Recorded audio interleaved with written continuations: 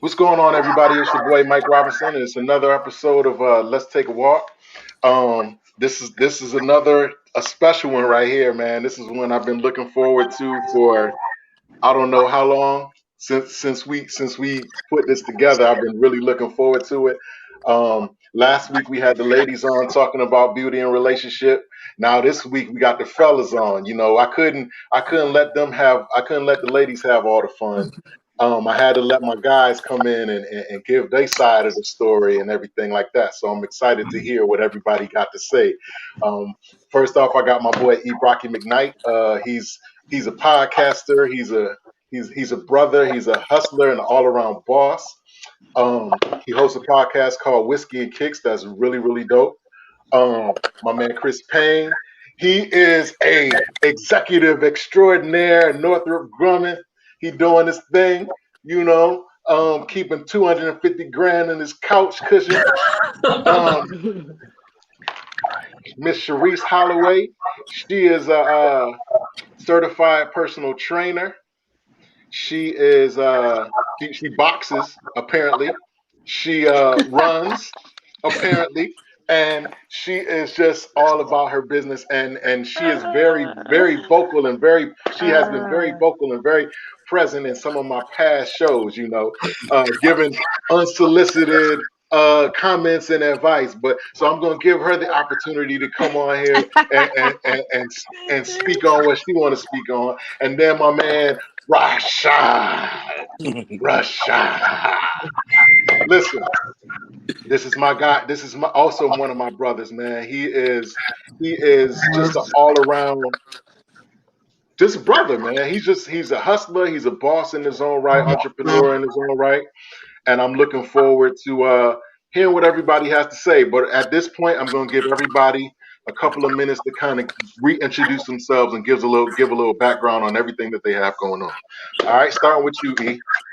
Me, you said it all. I have my company. The company's Whiskey and Kicks, and basically it's a show about booze and shoes. I get out and I interview bartenders, fillers, everybody in the industry to talk about the blood, sweat, and tears, math and the science behind your favorite cocktails and spirits.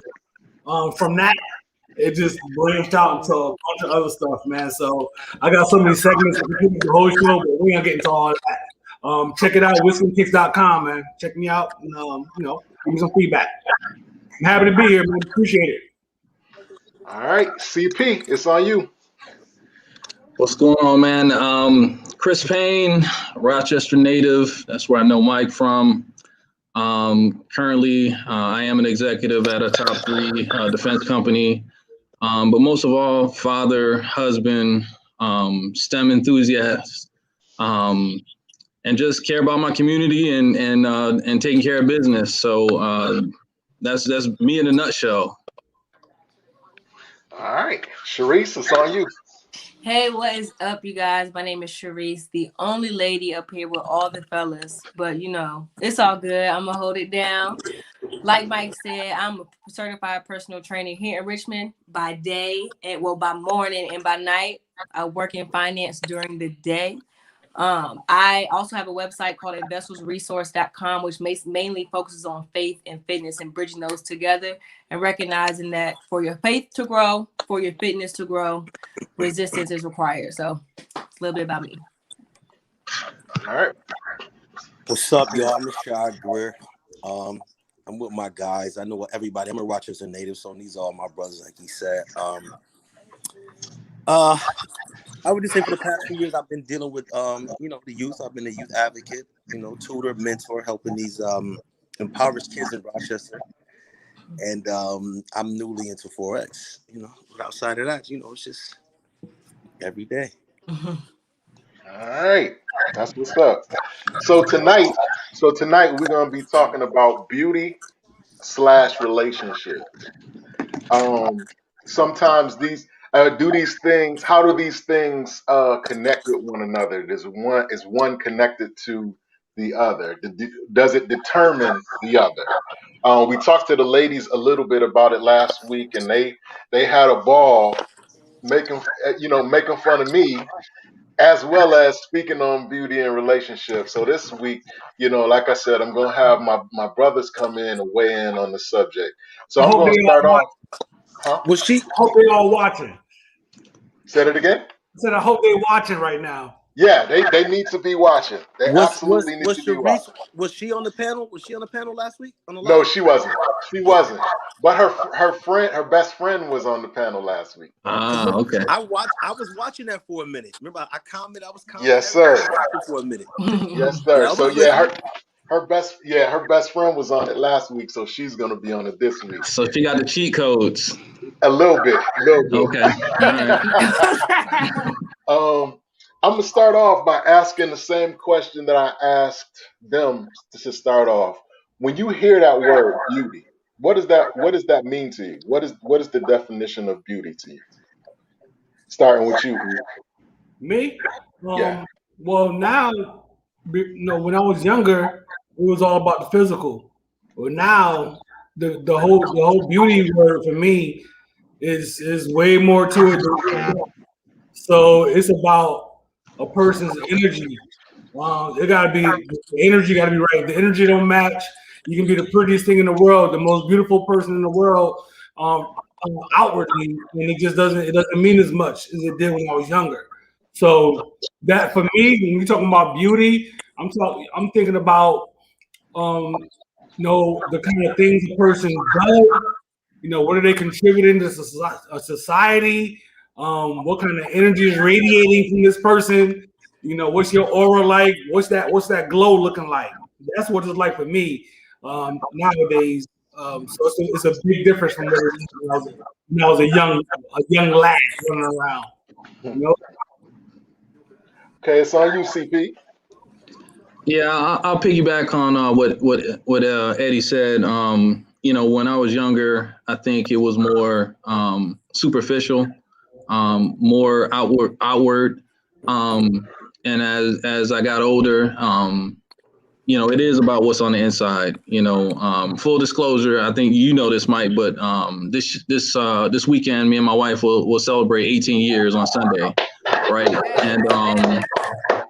And she's been like the standard in terms of not just pandering to my wife, but just she's outwardly pleasing, right? My wife is beautiful, but if you meet her, then you understand there's something that's inside that touches you, right? The way she talks to you, the way she cares for people, the way that inward that manifests itself on the outside. That's really where you can tell if it's true beauty. There's some fool's gold, but if somebody cares for you and they're really authentic, it will shine through. Okay, CP, you're setting yourself up for success after the show. I get it. I understand. He said, Chris, you've Yes, been married sir. 18 years? 18 years, man. 2003, bro. Congratulations, my brother. Congratulations. Yep. Okay, Miss Sheryce. yes, very similar. Beauty, I think, is what's on the inside that then will exude on the outside. But I also believe that beauty doesn't have any limit. There's people, how people say limit. Beauty doesn't have any limits. Like your beauty can be determined by how you grow, how you maneuver, how you perceive. I don't think there's one thing. Culture would make beauty. It has to look like this. But why does it have to be like that? I don't think beauty has any limits. And I think once we get that, we're securing that and secure of our internal, the external just goes with it. All right, Rashad, it's on you. Well, like Eddie and Chris said, beyond the physical, truth be told, a term I use for guys, and it can apply to women too. It all got to match, meaning you can have the best body in the world, but like if everything else don't, is not in line with it, like me, I'm more like what is it? Is it what's the term? Is it a real term? Is it sexio-sapio? Is that a real term? Is that a real word? Sapiosexual. Yeah, about the mental. Is that a real word? Yeah. You're attracted to the mind. Yeah. Right. I'm gonna be honest with you. I'm into your mind. What's up? What you know? Real shit. I mean, your body, you can be the most beautiful, but if you don't got nothing up top, I'm cool. Like, I'm sorry. Like, I'm sorry. It takes away from all your physical because you got a nice, you know, but you ain't got nothing up top. You're nothing here. So, yeah, I'm more into the mind. You know what I'm saying? Because the physical, y'all know, it's only gonna last for so long. Yep. Yeah, you heard about that. You know what I'm saying? It's only gonna last for so long. So once that's gone, then what? What we got left? Yep. So basically, what I'm hearing is the consensus is it's really, really about substance. Um, the inner thing that draws us. But are we really being as individuals? Are we truly being realistic at this point when we talk about everyday everyday beauty? Like the first when we're out and about and we see a certain individual and they have certain outer traits, you know what I mean? Like are we really thinking about those that inner beauty at that moment? Like is that, you know what I mean? Like is it does I guess what I'm asking is, do with everything that you guys are saying, does looks really matter? Do they still matter? Yeah, I mean, look, But I still don't want no dummy.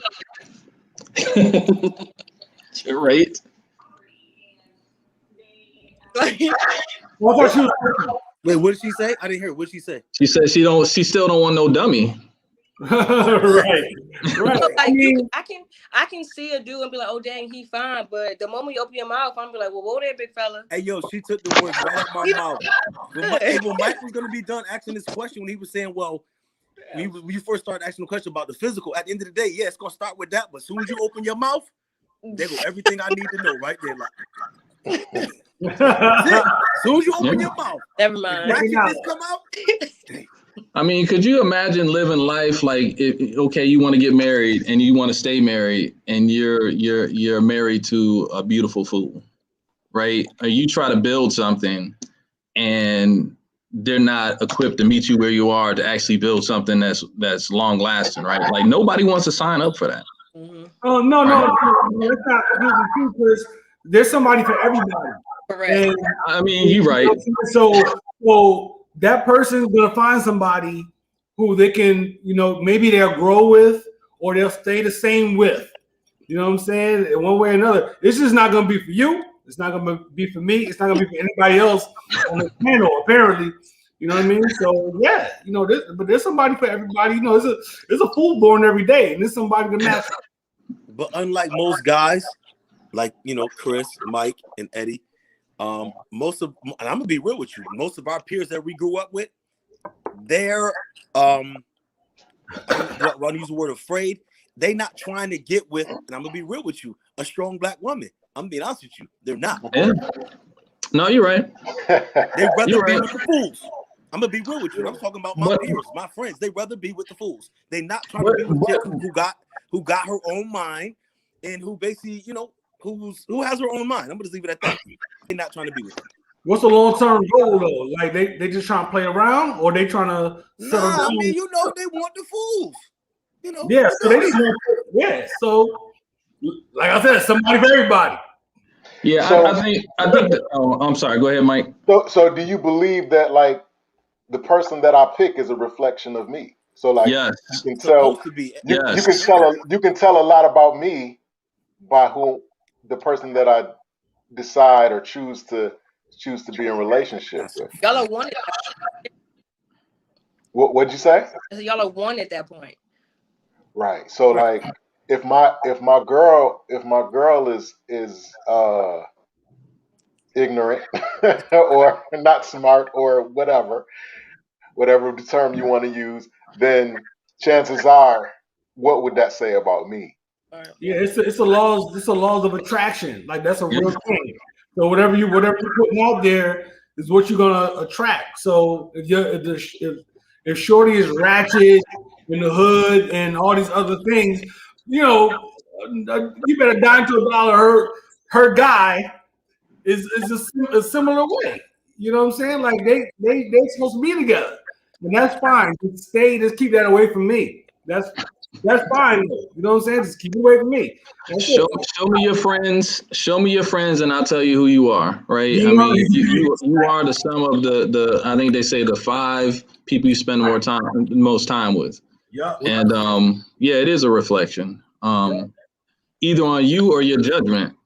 Right? I mean, it really does say a lot about your values and who you are. I mean, some people, they try to save folks, right? They want a project.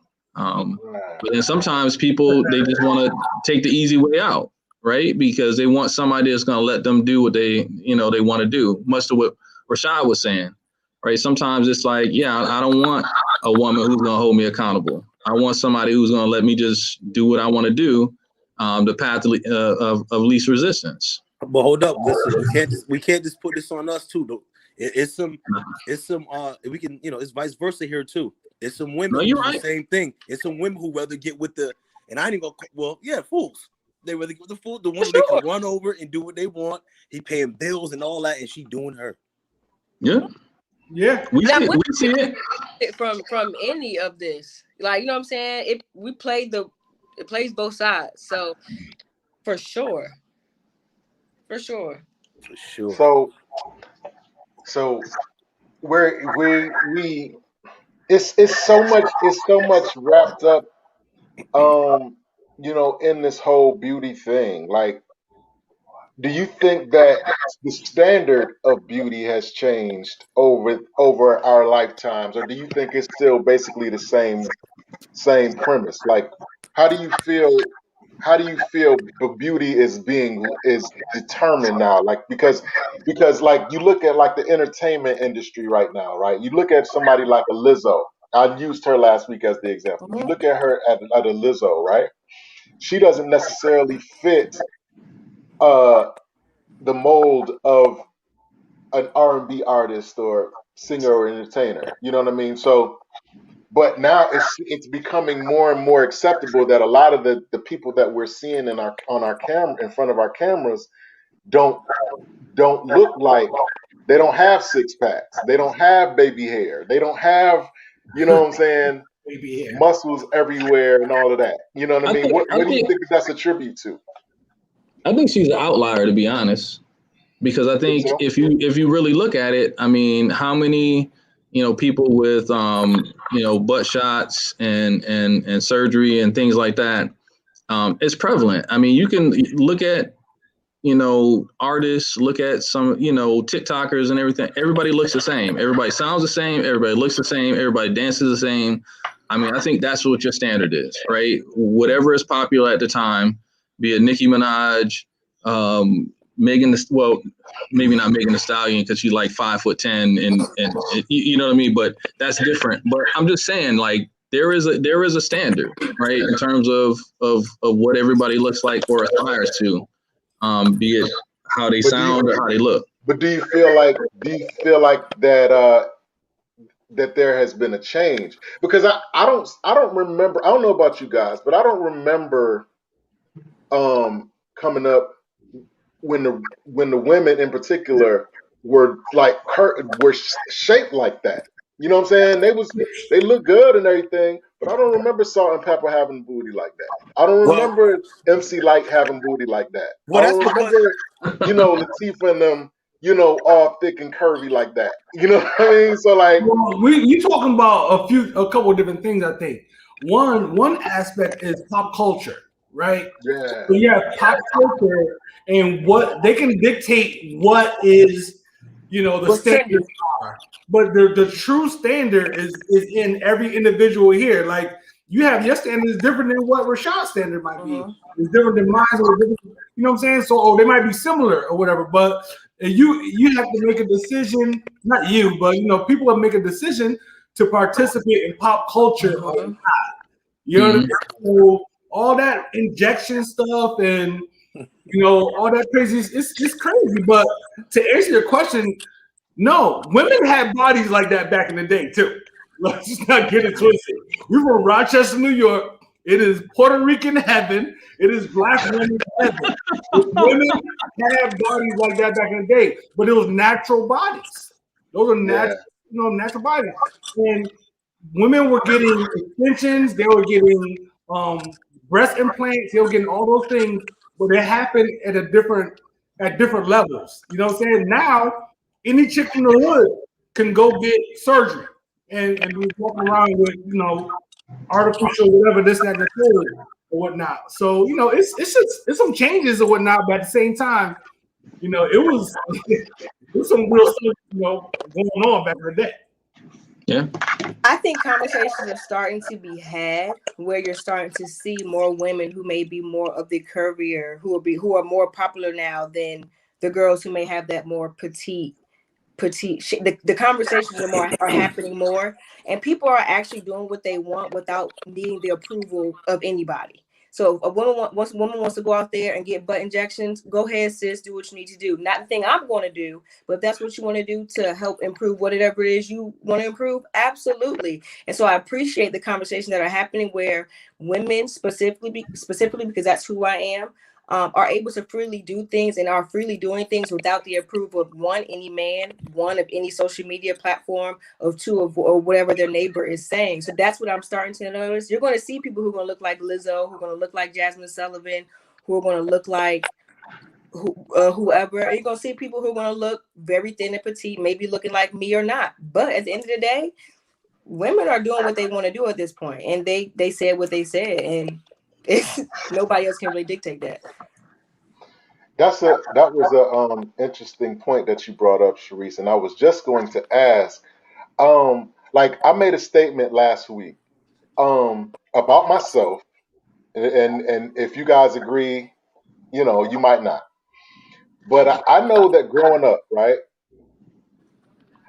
I would say a good portion. I said 95%, but I thought over the week I thought about it. It might have been less, but about 95% of the things that I did was with women in mind. I had women in mind. You know what I'm saying? Like from the clothes to the gym to the car to the job to the way I wore my hair, my haircut. 95% of that was with a woman, with somebody of the opposite sex in mind. We just got it like that. Is that the same with like you guys, like at that point, just coming up? I guess my question is, and I'm gonna ask Sheryce separately, but for the guys, how much influence did women have on your process growing up? And I mean, somebody want to go first? I mean, I'll jump in. I don't think that was my experience. I was a late bloomer. I'm gonna be honest. I mean, Rashad, you was around me, and both of y'all were around me when I was a late bloomer. So that wasn't my thing. My thing was like, yo, I better get these grades and let me get the hell out of Rochester, right? Like I really was like, not that I wasn't worried about when I was, but in terms of my decision making, I'm sure there was plenty of things that I did that was not on the line of women, right? Just because of where my head was at. I think as I got into college, that may have been more of a decision, a factor. But early on, nah. I mean, that just wasn't my issue. I was the opposite. Like I was into girls early. You know what I'm saying? I remember going to USA skating rink. Y'all remember USA skating rink back in the day? Yep. As like in like 5th grade, and probably when I kissed my first girl. You know what I'm saying? And like, so I had girls on my mind, but at the same time, I just wanted to be fresh. Like, yeah. Like, my dad got me into sneakers. I was always into sneakers, and I just wanted to get the Lees to match them, in the jean jackets, the Levi jackets to match them, the bombers. I wanted to be fresh because I enjoyed doing that. And then you had the rapper aspect. You know what I'm saying? You seeing Rakim and them, Big Daddy Kane had the MCM trench coat. You know what I'm saying? We were like, yo, I gotta get this. You know what I'm saying? I gotta be fresh. And it wasn't necessarily to impress girls. But part of it though, I knew that if I did get fresh.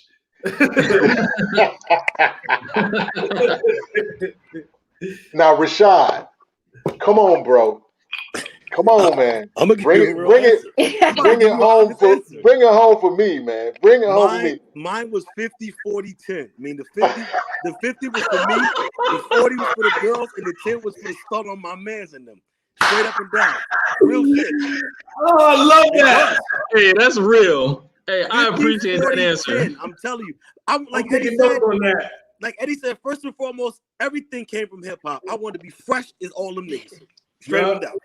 I want to be fresh as every one of them rappers, out all my favorite rappers. And then, of course, if I'm fresh, the girl's gonna notice me.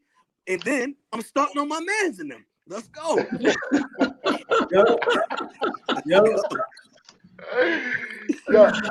Yo, Jimmy, can you hear me? He's still trying to work it out. Can you hear me? But to be honest, any dude to tell you that, like, I'm not gonna say everything, but I'm even just what you wear. You're putting that on because you're trying to, you want to check the, not I'd say to notice you, but you're not about to just come out the house wearing anything, looking any kind of way. Right. Yeah. Right. I mean, I went to Hampton, right? So my freshman year, the ratio of girls to guys, my wife is on here probably still. So she would have been. I met my wife in freshman physics, so I've known her since I was 18. But full disclosure, it was 9 girls, every 1 guy in Hampton. Wow. Hampton. So very quickly, I shifted from being very, very focused to being a little bit unfocused and doing things with women in mind. How could you not, right? Just being honest. But so you're not wrong, Mike. It's just at a certain point. Mike, you said 95% though. Woo. You said what? Yeah, you kind of put us out there, bro. You said 95%. That's high. Listen. I'm kind of like in the same vein as CP. I feel like I was really a late bloomer as well. So like when I got to a certain point, especially when I got to like 16, I was able to make my own money and I could buy what I wanted to buy and wear what I wanted to wear. It was just like a total. It was different. Mm-hmm. It was different, and I did right. Yep. And I went through I did go through it. It was a phase. I really went through a phase where I was like, yo, all these chicks that was not I know what you was about to say. Hey, yo, Mike, you know what I'm I saying? was about to go there, and not the same token that can work against you because, like you just said, it's called catching the vapors. Before I was, you know what I'm saying? Before y'all wouldn't even look at me. Now I got my gear unchanged up. Yes. Now y'all Yes. nah, I'm good. They caught the vapors. It's called catching the vapors. Yes. Exactly. So Sheryce, just as a whole, not necessarily personally, but do you think that how much influence do you think that men have over women's process nowadays? Like, do you think about being noticed? Yeah, like, was there ever a time, or do you think about that now when you're like, for instance, getting dressed or whatever? Do you think about the opposite sex at all? Like, honestly, it's not a part, like Chris said, it's not necessarily a part of my decision making. I think growing up, it was like, I'm gonna put on this fit so Tay can see me in class. You know what I'm saying? Do that. Yeah. Or dressing because I know. Let's say I'm going to the skating rink because we had the skating rink at 752 in Newport News at the skating rink.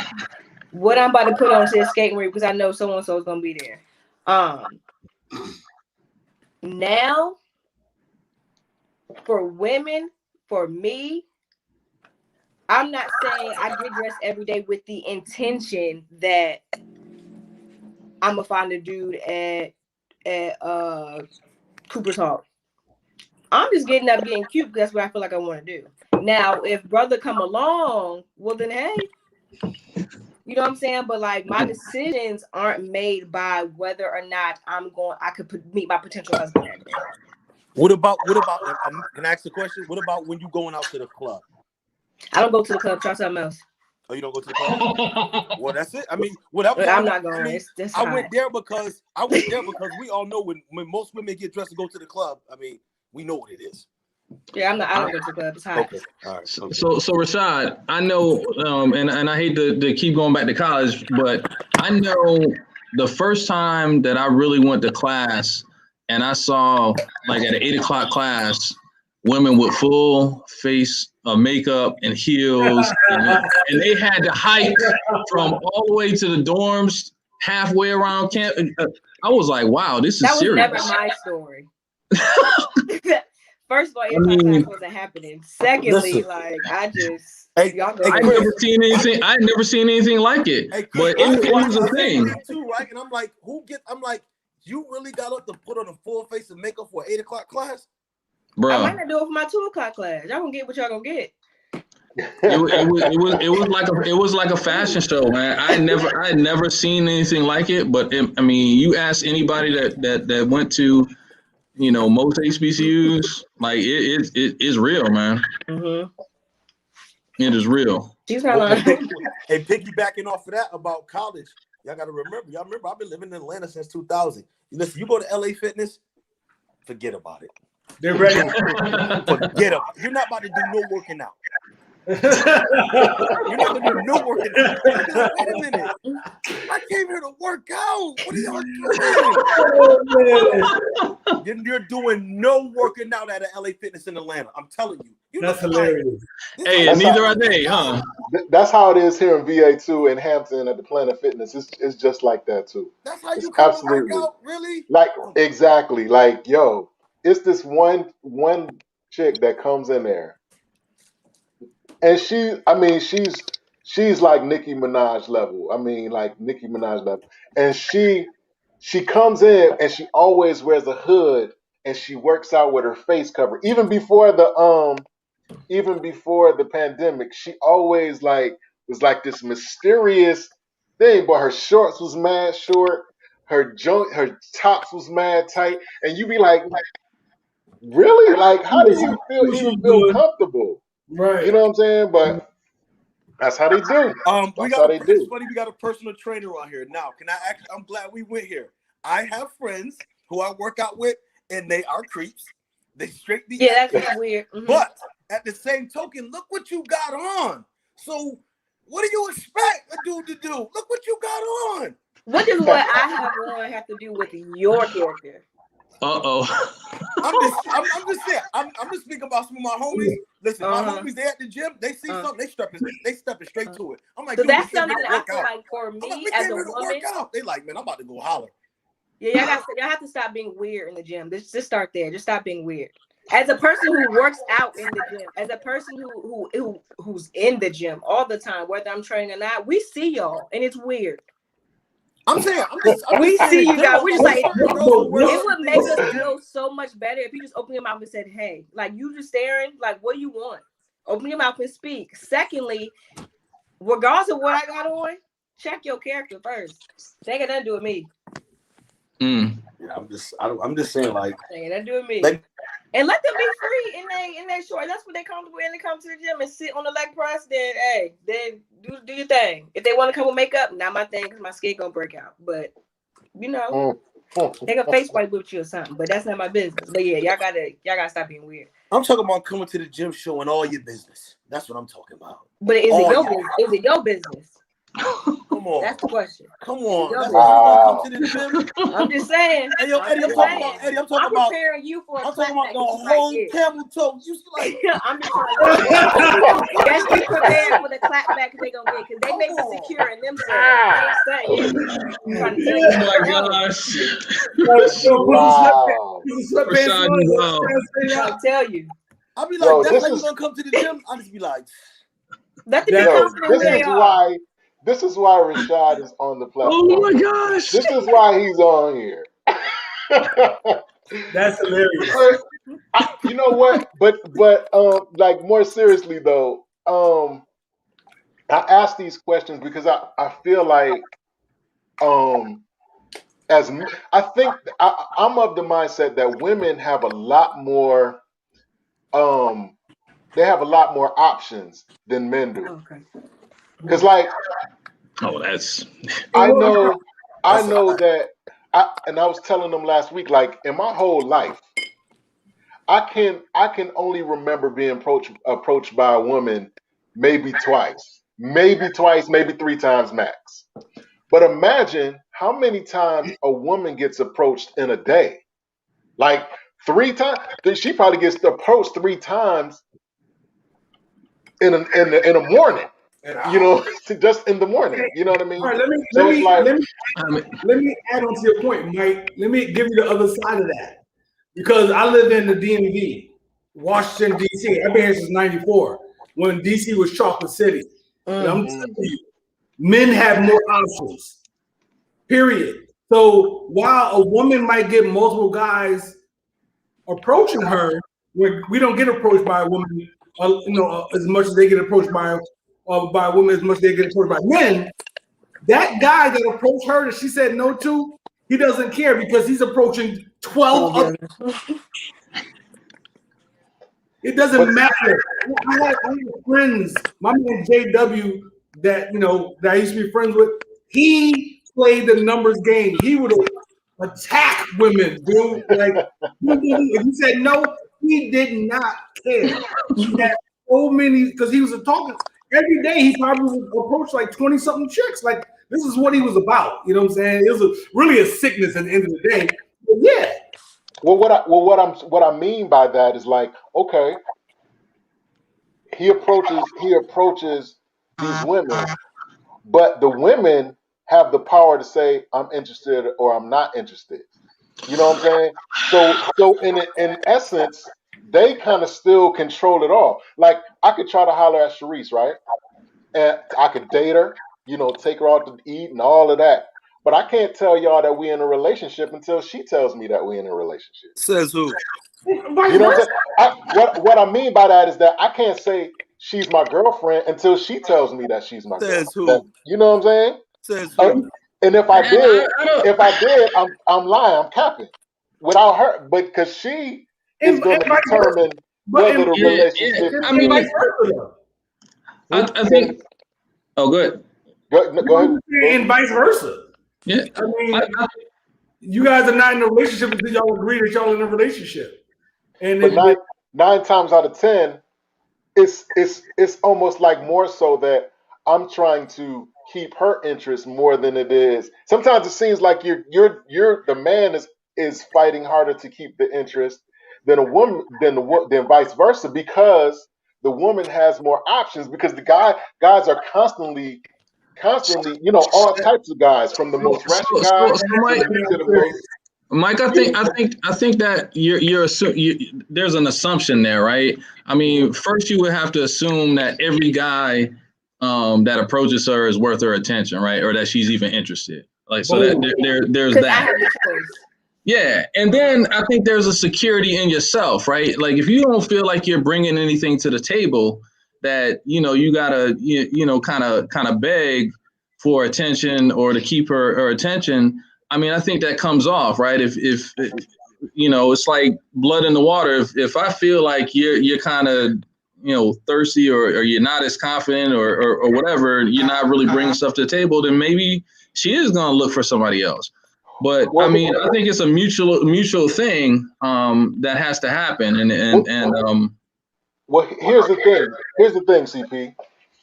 In culture, though, like if you go to like any church or any type of, we've heard it before. When they address women, like they'll say, "Girls, y'all don't get these no count men. You make sure that man does this, that, the other. Make sure he got a job. Make sure he's doing this. Make sure he's doing that. Da da da da." So you almost paint in the narrative, and they never address what the woman should be accountable for. They're just saying, be careful who you pick, and make sure that he falls into this criteria. Not saying now you make sure you bring something to the table too. They'll just say you make sure you pick this certain type of man. Make sure this man is working. Make sure this man ain't got a bunch of kids all over the place. Make sure this man is honest. Blah blah blah blah blah. Whatever the case may be, and we've all heard it. So it kind of paints the narrative. But you get to choose if you're going to subscribe to that, right? I mean, if you talk to my wife, I don't subscribe to societal norms, right? Like there's no yes dear and all that. I mean, I respect my wife, I take care of her and everything like that. But I think it's a mutual thing in terms of I think she believes that she has a good man and vice versa. There's a mutual respect there that we came together. It wasn't a match of unequals, right? That's not how we get down. And I think you have to go into any situation, like Ed was saying, knowing that it's mutual, right? You're on the level, right? You have an equal part in are we a couple or not? It's not, caveman type stuff where you club a girl over the head and drag her back to the cave or craziness like that. Like you have to see yourself as an equal. And if you don't, then yes, you're going to get got, right? You're going to fall into that. Well, she has options. And let's be honest, women outnumber men worldwide. That's just a fact. So, are there more options? There's a lot of good women who are single because they can't find someone that matches what they want. So I don't know. I think that's one of those myths that need to be busted. I don't know. I don't know that I agree with that. Yeah. I use this analogy, right? Sheryce, I'm gonna use you if you don't mind. Me and Sheryce go to the local mall, right? I go to one end of the mall, she goes to the other end. We just approach random people. I approach women, she approaches men. And we say, hey, my name is Sheryce or my name is Mike.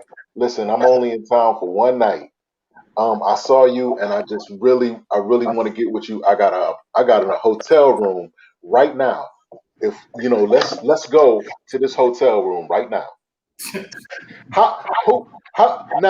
Now you tell me, just think, who do you think is going to have the most success getting somebody to come to their room? There's so many factors that go into that, man. Yeah. I'm just speaking now you take, just cut and dry, her being a female and me being a man. Mike, the way our society is set up, it's not, women don't do a whole lot in general. Mm-hmm. Most women are not going to be out here approaching dudes and stuff like that. And so that's just a reality. I got a good answer. If a woman's walking through approaching dudes like that, you might be surprised at how little success she has, because that is not the norm in our society. Right. So if a woman approached me talking about, I got a room, I'm just trying to hook up with somebody, there's no way I'm going to a hotel room with this chick. I'm not. Are you kidding me? That whole thing. That sounds like a setup. You about to get robbed. Yeah.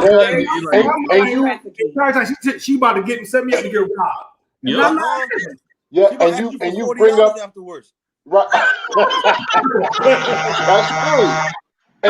And you bringing up a very valid and good point. But in and of itself, just in a vacuum, what I'm saying is that women have more of options to say, no, I don't want this, no, I don't want that, because they're constantly being propositioned by men. When did your option become null and void, though? It doesn't.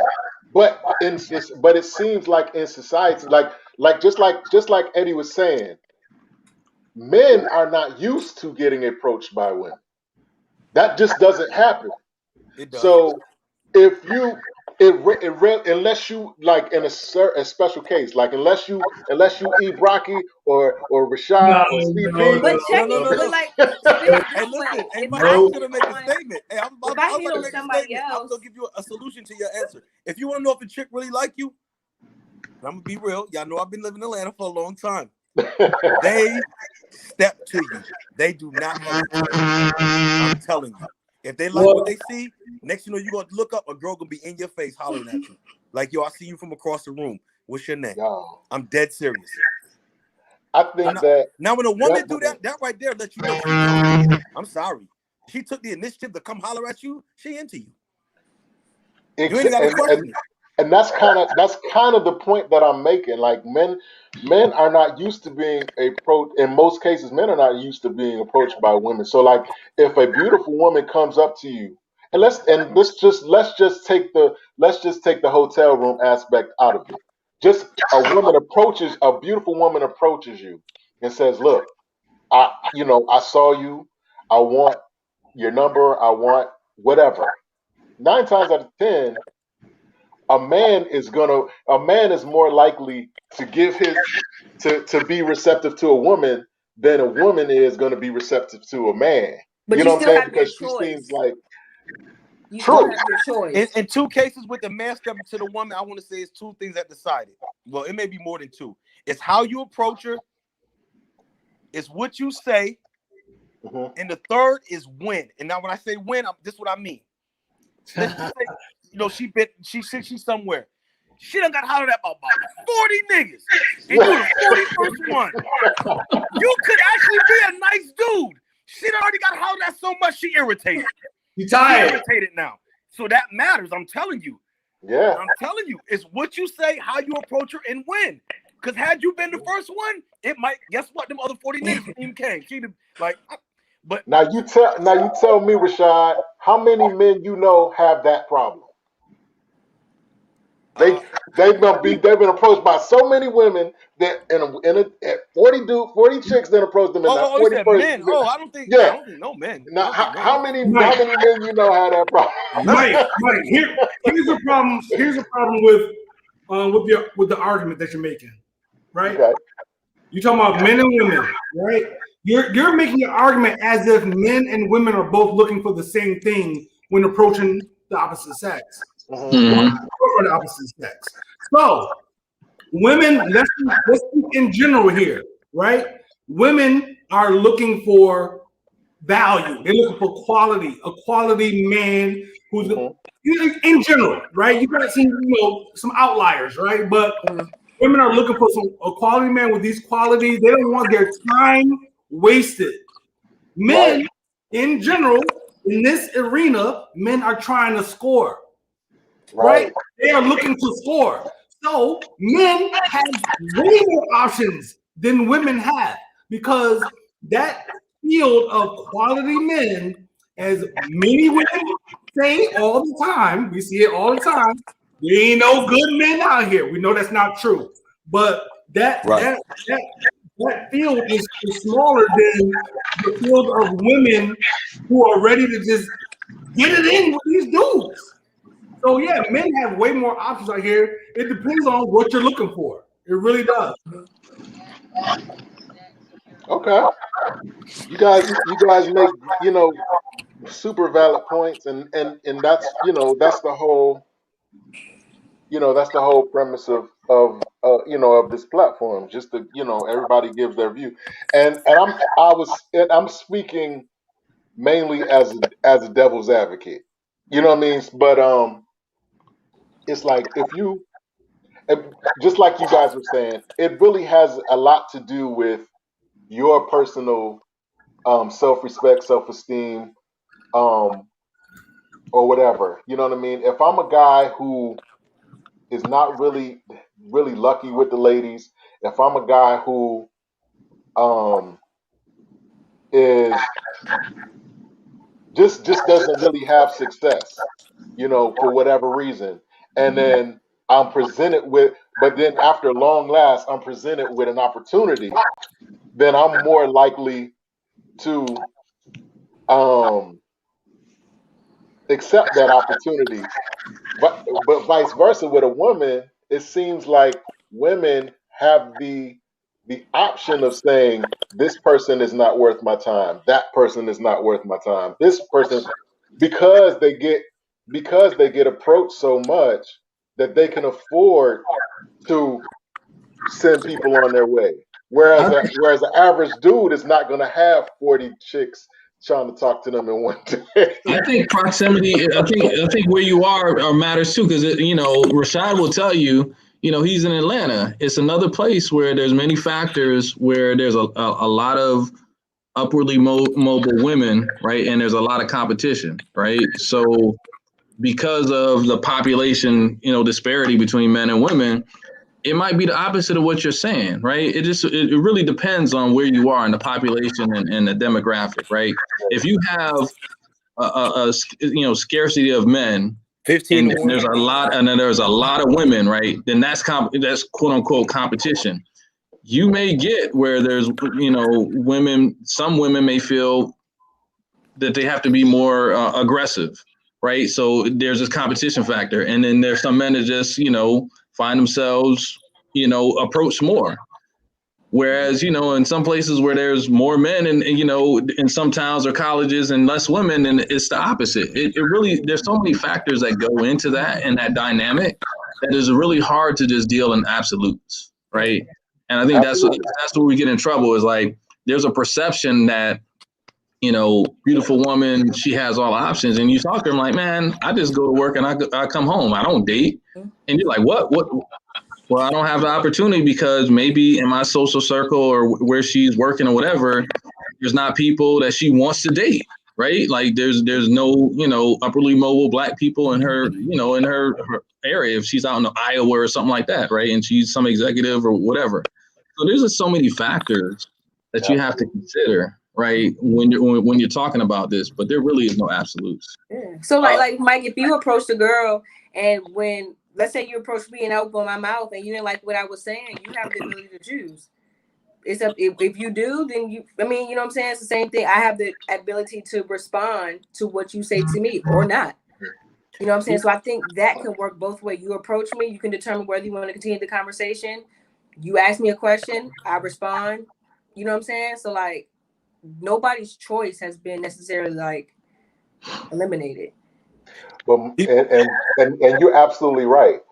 And but all I'm saying is that you're right. I have a choice, but in my decision process, if I'm the type of guy that doesn't get that many opportunities, how quickly am I going to decide to move on? Because I'm thinking to myself, what am I moving on to? But is that contingent based off my response to you? What responsibility does that fall on me? Like what responsibility does that? It doesn't. Okay. I'm talking about the dynamic between the men thinking the way the women are thinking. So like, if I'm a type of person like CP was saying, if I'm in an environment where there may not be a pool of people of women to approach or to date or whatever, and so my opportunities are not as ample as the next person. Yeah. I come across you. You might be a little bit rude, or you might be a little bit whatever. But I'm thinking to myself, okay, after this, what am I moving on to? Another 6. It took me 6 months to come across you. So after this, what do I got to look forward to? Another 6 months of, you know what I'm saying? Of you might. You know what I'm saying? So like, that's a lot to deal with. Hey, here's the easy way to solve it. People make it hard for themselves, men and women. You gotta like those that like you. Right about that. Easy. Not all the time. There's some people that like you that you need to leave the hell alone. No, what I mean is like, don't go chasing after. You know what I'm saying? Like, don't chase something that you want to be. You know what I'm saying? It's like simply like you say, if you got two choices, you got one that it's obvious she's interested, but you're more interested in that one, but she like the one that like you. Right. She don't want to keep it moving. Yeah. You chasing her, she chasing the next nigga. Yeah. If you got one right here that's chasing you, like those that like you, I'm telling you, make it easy. Now you out here looking crazy. And see, that's what I'm saying. That's the difference. Like what Rashad was just saying. like the person that like you. That's absolutely a man's way of thinking. But a woman, if she has that, she's more likely to have the option to say, even though I'm chasing her, she wants E. And guess what? So They go through still, it. Yo, she Mike, they she go can. through it worse than we do, Mike. They just don't. Let me tell you why. Females go through it worse than we do because 9 times out of 10, I'm gonna just go ahead and say this. It depends on the woman. Let's say she's not in a relationship. The nigga that she want 9 times out of 10, depending, he already got somebody. He already got somebody. So Now we saying is, the nigga that she Oh really man, want got Sheryce somebody. she's drinking her drink, getting ready to pounce. Listen, the dude that she want got somebody, but guess what? The square, not as attractive, not as dude who's willing to give her the world. She like, I want this nigga over here though. Yeah. I don't know if the 9 out of 10 is the number I will go with. I don't know. Well, I don't know, but I'm just saying, you know Yeah, what I mean. I don't know, but there is a community, a society of women who are only attracted to men who are with someone else. That is a reality. That is absolute reality. So Rashad, he's not lying right there, yo. Yeah. I'm telling you, they like I said, they chasing this one dude, but the dude that want them, who want to give them the world, they like, they rushing, they dubbing the term, they dubbing him, they dubbing him. And the only way the dude that's getting turned down, the good guy that's getting left alone for the other guy, if he just needs to realize that he got options too. There's a lot of women in this world. Like, there's no reason for you to be, unless you. I mean, I spent time in Kuwait when I was in the military. There was very few options when I was out there. It was tough. Yeah. You know what I mean? I was there too. I went there too. It was crazy. You know what I mean? So, they start looking a little bit more attractive. Yeah,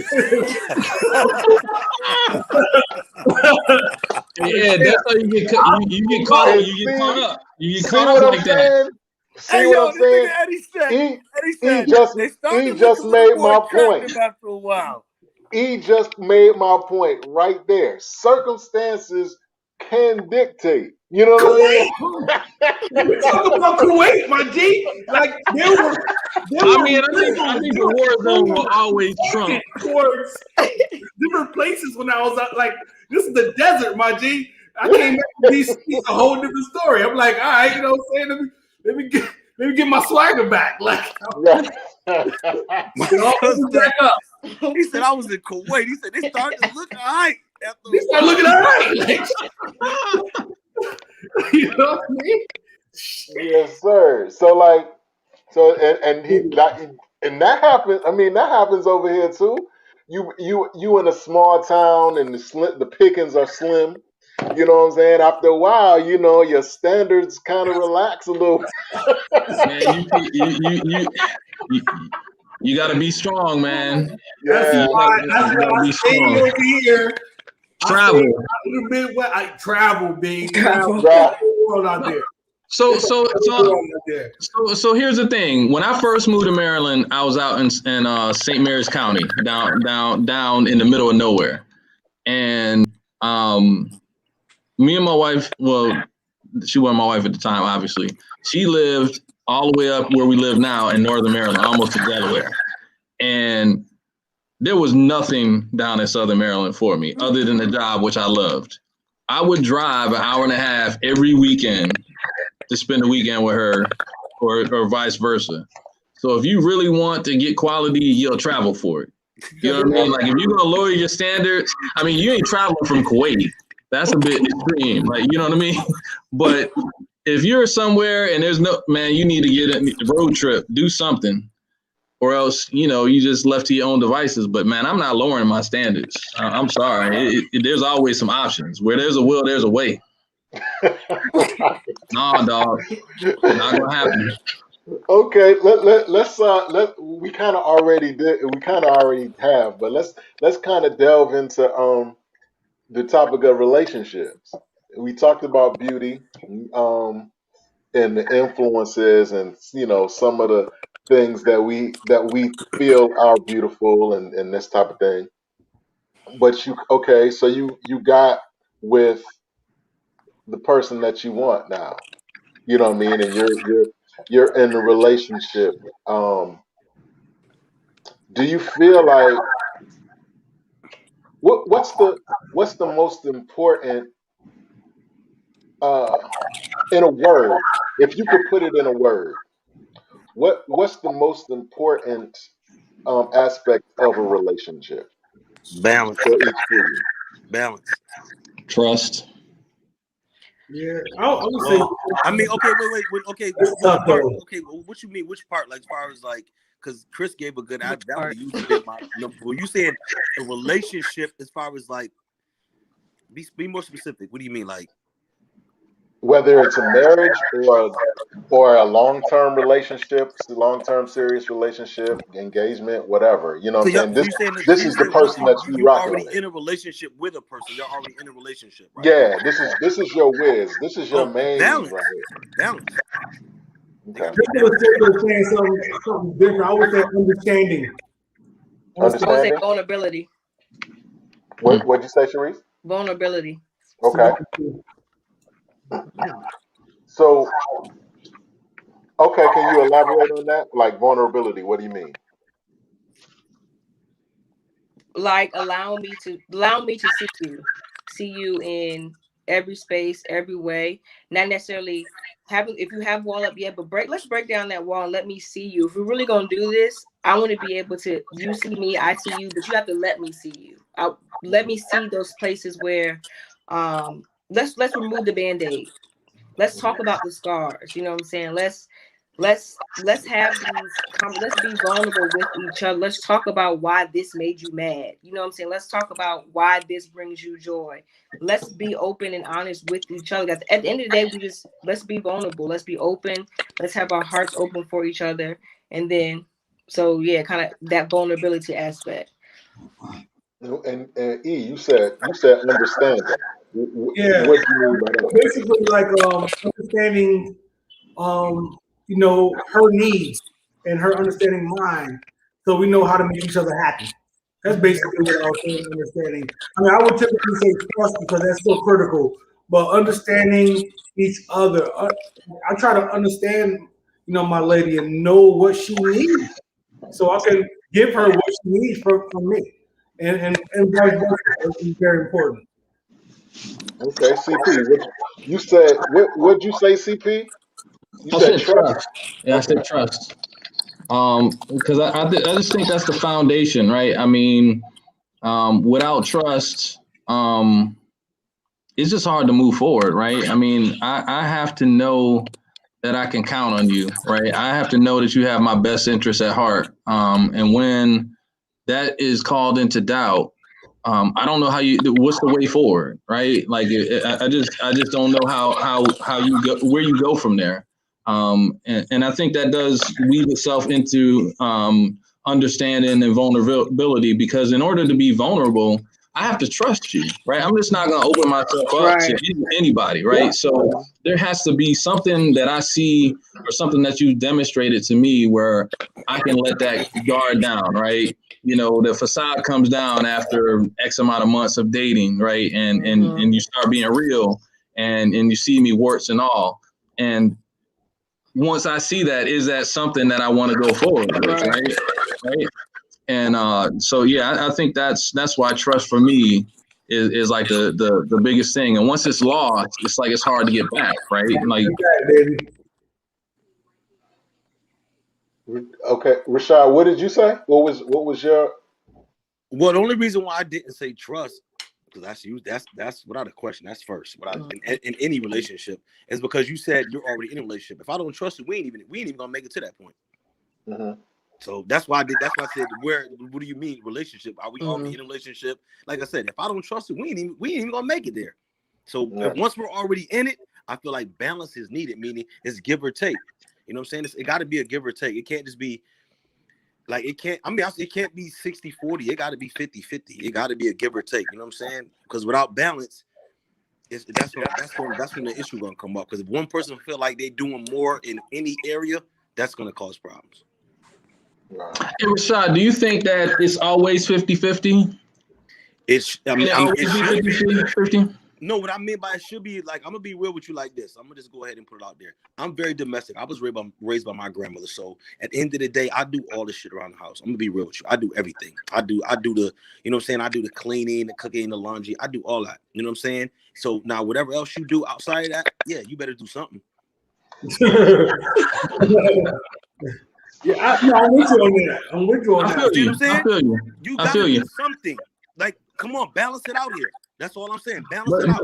But the reason I asked that is I think, like, you know, what I've learned over time is, like, as we evolve and we grow and as things happen in your life, sometimes one person will shoulder more of the load, like, based on what's going on in your life and things of that nature. And I think that's just the whole thing about a relationship. Sometimes I need to lean on you a little bit more and you got to take that weight on, right? And then it flows back and forth. So, I mean, I think as long as it's adding up to 100, right? It can't be 80% and you guys are limping along in your relationship. I just feel like that balance is sometimes someone taking on more of the load at a given time. Chris, that works. There is understanding. They can't keep going that way. It can't stay that way. Oh no, not at all, not at all. You're right. You have to have that equilibrium. But I do think that it's important to kind of get out there that sometimes it's not always going to be 50-50. You know, somebody's going to take a L or something's going to happen to shake somebody to the core. And as the partner, you have to then shade over and make sure that they're good. And you're shouldering that load. It can't be sustained. But that's all about being in a relationship. If you can't do that, then why even bother? Right. Wow. That's what's up. What's your word, Mike? I think that for me, I think trust is a big thing. I think that but see, Mike, the reason when y'all keep saying trust, is the relationship not even gonna make it to a relationship if I don't trust you. You know what I'm saying? Yeah. We're not even gonna make it to that point. Rashad. There are varying levels. Levels. You know what I mean? Like, trust is something that you have to maintain. You know, Can I ask y'all a question? When y'all meet somebody, the opposite sex, do you trust them off the rip? They gotta earn your trust. Think about that question first before you answer. Do you trust them or do they gotta earn it? I mean, to a certain extent, you know, it's only so much that I can expect right off the bat anyway. What's your answer, Eddie? You trust them or it depends. It depends on the person's energy. Some people I distrust off the bat. Right. Because I feel that energy. Some people, that's okay. When it come to women, especially if I know I'm interested in you and I'm trying to have something with you, you got my 100% trust. Because guess what? I can't say I don't trust you because I don't know you not to trust you. What you do is you lose my trust. Any little thing, it knock a little more off. So by the time when they get to zero trust, you might as well act like you don't even know me no more. We never met. Hey, Rashad, I'm gonna play devil's advocate though. So they have your trust 100%, right? There's certain things that you will not do off the rip. Like you're not gonna let them like, hey, can I hold these shoes? They can't fit them or whatever. I'm just saying shoes because I know how much they mean to you, like some Deodoras, something like that, right? Well, okay. There's certain things that you and I know you. Okay, listen. What I mean by like this, we know how we go through the courting stage. So when you get to know somebody, you're feeling them out, and you know, and then so after a while, you know, like I said, once we start kicking it, I'm like, yeah, I can trust Shorty, you know what I'm saying? And you know, it's the energy, like you said. Until you can't come in and saying, how could you meet a chick and then you be like, yeah, I don't trust this broad. What you Rashad, but there's levels to it. There's levels to it. As you learn more, You got it off the rip. Hey, listen, the chick that Mike was talking about that approached me in the mall saying, I got a hotel room, you want to come? I don't trust her, right? No. Yeah, I'm talking about somebody who you know you met, y'all going through the courting stage. I'm just saying, some people have the energy that I believe in that a lot. And the energy come off, I don't trust. I feel like she has ulterior motive or she's up to something. It's people certain dudes that I don't trust off the bat, and there's people I'll give them my trust off the bat because they feel like they deserve that off the bat, and then it's theirs to lose at that point. Once I'm interested in you, once I know I'm interested, I trust you. Like I said, the smallest things are going to, like I'm saying, go from 100 to 90. Like I said, if I call you or anything, you're like, oh, I was doing this, I find out you, okay, I'm gonna just mental note. They all gonna be mental notes. Then after a while, once they get to 0, we never met. Man, Rashad, come on, man. We from the same side of town. You know, daggone where there's some things we're gonna be skeptical of. I don't care who it is. But Chris, in the courting stage, you know, and I hate to put it like this, but you know what I'm putting you through during that courting stage? Guess what I'm putting you through? I'm putting you through the test. I'm putting you through the test. I will know if I can trust you or not. But then you don't trust them 100% because no. What I'm saying is, when you first meet somebody, like I said, you don't know them. I feel like you don't know them not to trust them. How could you meet a thick and say, I don't trust you? You don't even know this broad. You don't. I mean, but you can be neutral. Yeah. Now, I will respect you, and I will expect you to respect me. Right. I'm not gonna be like, oh, I trust you 100%, friend. Now, can we adapt for the moment? It's like, okay, I am comfortable enough to go eat, do whatever. But my life is not. I don't. I mean, that all comes. Listen. For a woman, just even to go out with a nigga, you gotta trust them.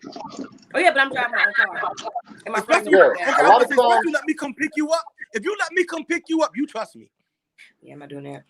Yeah, a lot of times, yeah, like you said, a lot of times they'll be like, you let me come pick you up, you trust. I'll meet you at the spot. But like with me, right? You know, trust is a big thing for me. But I think that a lot of it has to do with the things that we've been through, our upbringing and stuff like that. So trust for me has a lot to do with my upbringing and things that I've experienced. And so like whereas a girl might lie to you, Rashad, she might straight up lie to you. And for you, that's just all that is for you is a means to walk away. But for somebody who's experienced that over and over and over again, or traumatic experiences where people have deceived them, it hits hard. It hits different. So the trust. So my trust might be different from how you see trust, just based off of my personal experiences. You know what I mean? So like, if somebody lies to me, and I know they lie to me, it just, for me personally, it just hits different. Like it hits different. You know what I'm saying? Like, not only can I not, I can't. Not only am I walking away from you, like I'm walking away from you. Like you no longer exist. Yeah. Like, you know what I'm saying? Like, we never And met. I think for me, I think for me, sometimes as a woman to go out and with a man, it can be hard to trust because Black women are a lot of times in danger.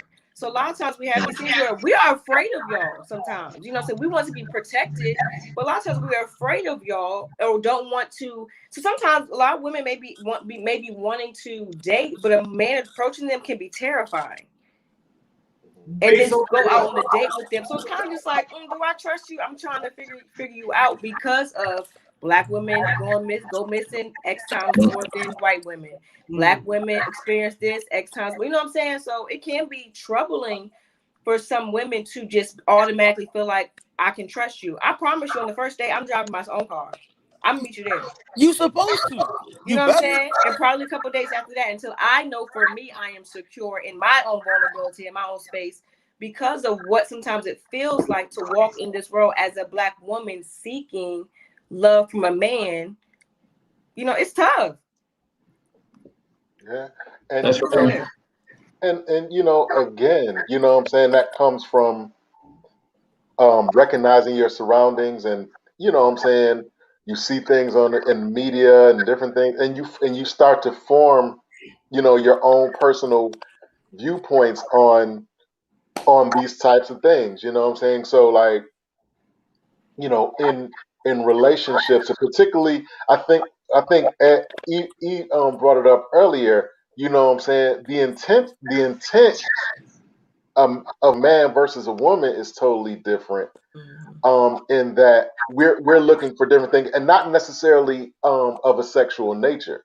We're looking for loyalty. We're looking for trust. We don't want we and support for me. That's a big one for me too. Support.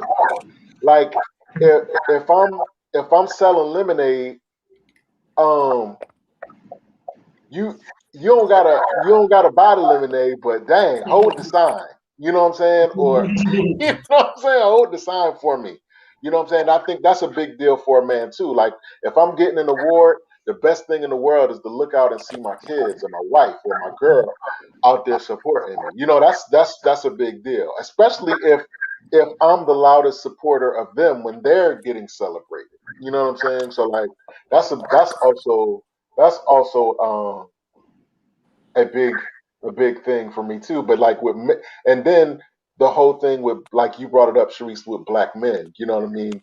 I think that um we live a different type of life. We just black men as a whole are conditioned to be a bit more aggressive, just based off of the life that we feel like we have to live as black men. You know what I'm saying? We have to be aggressive. We have to be a little bit harder. You know But what I'm I ain't saying? concerned about Because the aggression. Women are concerned about their safety. That's what I'm talking about. well, yeah, I'm not talking about the aggression. I'm talking about safety. Well, that's creeps. Those listen, those dudes are far. Those are just creeps. I'm gonna be honest with you. At the end of the day, I don't respect no like. I just don't respect none of that. Any creep shit when it comes to a dude dealing with a woman, you a creep, bro. Straight up and down, Yep. straight creep. For real. That is a constant. Yeah, that's a no go. Yeah, you a creep. But it's interesting what you said, Mike, because on one hand, as black men, especially the four of us, coming from where we come from, having to kind of grow up early, having to kind of keep the stiff upper lip, but then on the other hand, as you get into corporate America, those things that you are taught then become liabilities, right? You don't want to, raise your voice too much, or how you present yourself, and not being demonstrative and things of that nature. So it's almost like a duality that you have to live all at once, right? On one hand, you have to be hard and tough and aggressive to go after what you want and need and provide for your family. But at the other hand, you can't do it too much because you're then seen as threatening the angry black man, and just public enemy number one. So I don't know how, black men, I don't even know how I live in this kind of schizophrenic existence, right? I've been able to navigate it, but one of the things that I'm intentional of is I don't subscribe to it. If I'm upset at work and I need to, express it, I do it, right? I don't allow people to put that tag on me. And when people bring it up, I'm like, yo, like such and such just did in the meeting before that. No, miss me with that. We're gonna deal with the issue, right? And I think we gotta kind of break those norms, especially with dealing with our women, right, and dealing with our kids in terms of being able to express emotion and being able to express care and treating women like ladies and things of that nature, so that they see that they should not feel like their lives are in danger if they go on a date with us, right? And then the other thing is, like what Rashad was saying, is expressing, like, when you see that creep stuff, like hold brothers accountable for not being like that, right? That's not cool. And we need to, the collective need to say that it's not cool and call it out. And if you got boys like that, man, number one, maybe that shouldn't be your friend. Yeah. And you need to talk to him and check on what he's doing, right? Because I don't want to be hanging around with nobody like that because you're guilty by association. No woman should feel unsafe. Like with a dude. Not at all. I never understand. Why would you feel unsafe? If you interested in her, she should feel not, she shouldn't feel unsafe. That's what I'm saying. She feel, what I'm saying? Like, yeah, that's creep shit. Like, let me ask you this, Sheryce. Do you feel like women, black women in particular, do you feel like they are more? I'm trying to figure out how to answer the question. I mean, how to ask the question. Do you feel that, like, particularly with black women, do you feel like they're conditioned to respond to the person, to potential? Do they subscribe to potential or the finished product? And what I mean, and let me explain. Do you like? Dang, I don't know how to say it. Like, I I feel like sometimes black women are conditioned to go for the manager and not the fry cook, if that makes sense. Condition. Do we do you guys subscribe to potential versus the finished product? Do you feel like black women give the men that are working their way up the same due diligence that you give the person that's already in position? Nah, I do think there are women who may seek the one who may appear to be the finished product, but I can't say that, like, dude that may be working here versus working in an executive office at I can't say that one person's better than the other. You know what I'm saying? Like, I was raised to treat the janitor just like I would treat the CEO. You know, if there's no really difference for that. So I'm not saying that, like, brother that making the janitor is not being able to sustain his life or uphold his household or make sure everything. I can't say that based off just looking at him. The homie's working. Right. At the end of the day, like, I can't, like, I wouldn't be, if I wouldn't necessarily be deterred from someone if my husband was a janitor. I wouldn't be deterred from that. Homie, you're working, you providing, you're being sustainable, and you are a good person. I mean, how can I judge that? You know what I'm saying? How can I not appreciate that? You know, I do think pop culture, media, whatever, that has an influence on, like, all of that, but, like, all that's, we know how that goes. Because, like, I hear, like Cardi B got a joint where she says broke dudes don't deserve no P. You get what I'm saying? They don't deserve it, and I know that's right. So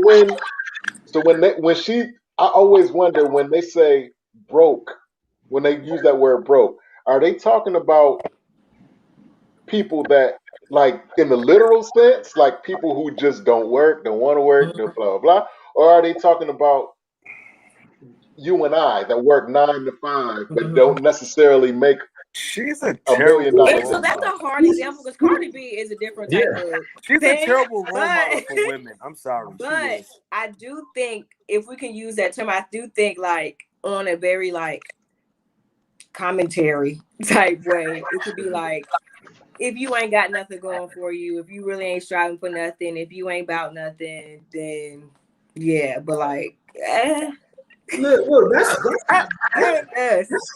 rap music. Yeah, I mean, you know what I'm saying? Like, exactly. That's not a reflection of our society and our culture. For real.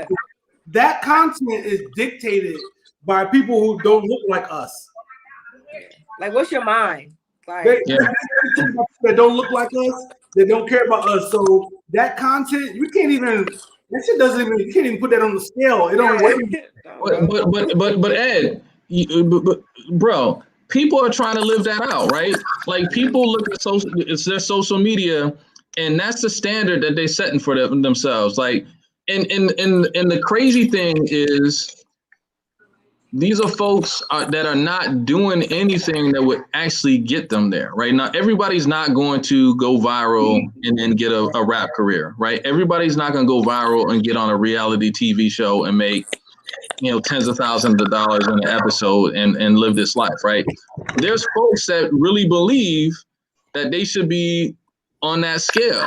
I mean, it's like winning the lottery to do that, right?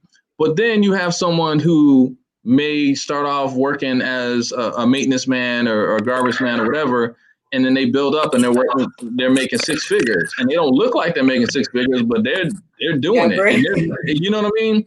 And this whole thing that if you are working a 9 to 5, that you're a loser, right? It's just like asinine, right? I mean, I don't understand where that comes from. And I was like, when I came out of school, I was a broke college student, right? And I had potential in terms of because of what my degree was. I graduated an electrical engineering major, and yes, it could be lucrative. But then I could be, I could have been stuck in a terminal, dead end job or whatever. Who knows?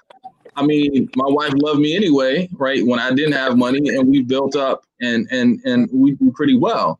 But that's the thing. It's like everybody is not just going to be this $1 million person that's just step out of nowhere and live this fantastic lifestyle. If you look at a person like that, they had to build. They started somewhere, right? Bill Gates started somewhere. Elon Musk started somewhere. Like all these people were not who they are right now. There was some process that got them there. And I think if you have this unrealistic standard and ideal, and you try to live up to it, and then you don't have to work behind it, man, it's a house of cards. Like, what's going to happen? It's not going to end well. And Sheryce, one of the reasons why I asked, like I was reading an article not too long ago where they were talking about Black women in particular.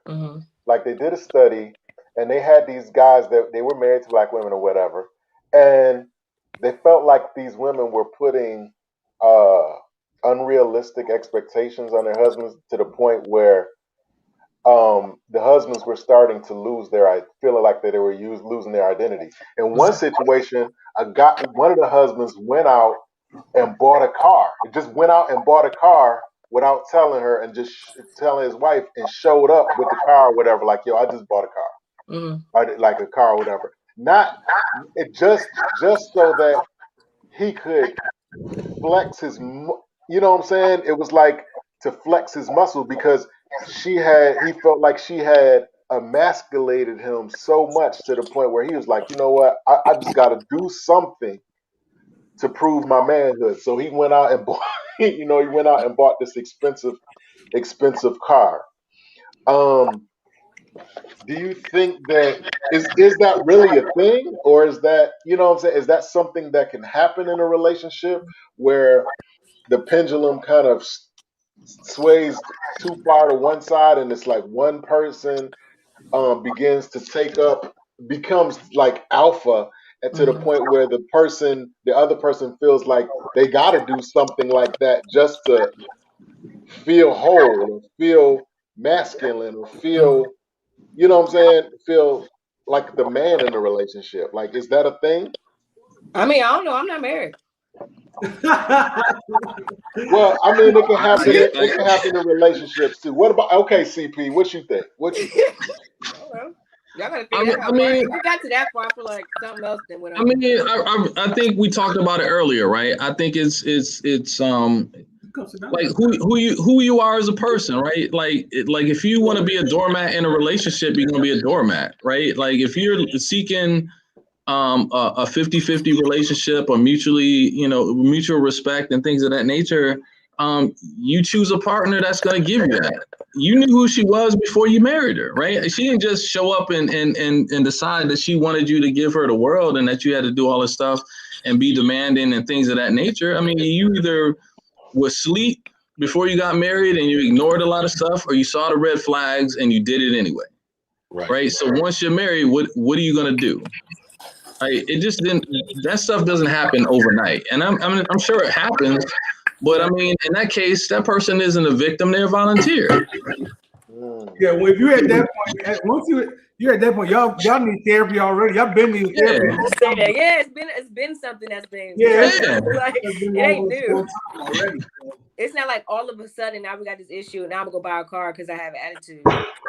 You know, it's something that has kind of like built up. And, like, you know, and if you feel like your masculinity is being challenged with whatever, say that. Cause sometimes, like, you know what I'm saying? Cause like sometimes, like, I know for me, sometimes I can get so like involved in like my task that nothing else, cause I'm so focused, nothing else really like, so I can unintentionally kind of disregard or be distracted by certain things. And if it's like coming in the way of what you want to do or how you want to move, then you just say that, you know, communicate that. So you're not out here buying expensive cars because you want to prove a point. Yeah, that's so immature, right? Yeah. And it's like acting out. That's you're having a temper tantrum, a financial temper tantrum. A financial temper tantrum. I like that. Right. I'm gonna spend all this money. Yeah, like I'm mad. All Okay. right. Okay. We've been on an hour and a half, man. I don't want to hold y'all too much longer. Cheating. We're done. Don't worry about Is it. that a deal breaker? Don't worry about it. Is that a deal breaker for everybody? Is cheating a deal breaker? Is there ever a circumstance where things can be fixed? I can say that. Yeah, it can be fixed. Like I've lived through that. It's technically only cheating. It's technically only cheating if you're married. I have a half sister. You know what I mean? Like this is public knowledge. So I've lived through that. So I know for sure that it can be fixed, and I'm grateful for that fact because if it wasn't, then I probably wouldn't be here right now. Who knows what my life would end up being. So Hey, Chris, you heard what I said, right? It really depends on the circumstances. What's up, Sean? It's only cheating. It's only cheating when you're married. Yeah, tell those guys that got their cars keyed up and the windows busted out that it was only where we from that is not the case. Married, bro. Watch out there, big fella. You single or you married? Which is it? Don't play with me. I have a cousin.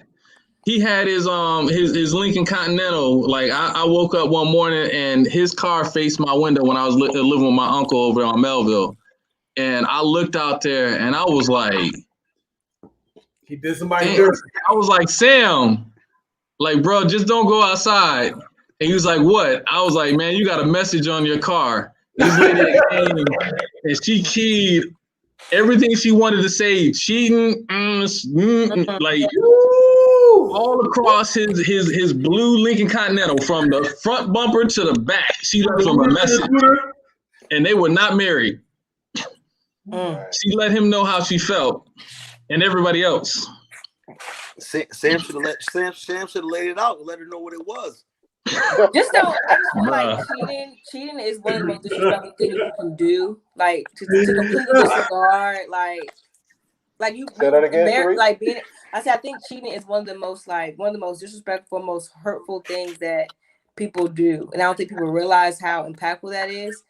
Like it's something you set me up to be embarrassed or set me up to be played and be disrespected, and that's not a good feeling. You know, that does not feel good. You know, and I've experienced that before, and it does not feel good. It's not a warm. And I've never keyed anybody's car, but I understand what that rage feels like, and what that disrespect and what that pain feels like. So it takes me a while to kind of get over that hurt because I'm like, you really just like you really did that, and I'm looking at you in your face, like, and you really have the nerve to do that. Like it's not cool. Like just tell me that you don't want to be with me and just tell me that and let me deal with that. Then just, you know what I'm saying, go out and play me. Not cool. I mean, like E said, I've experienced that too. You know, I have siblings that are close in age.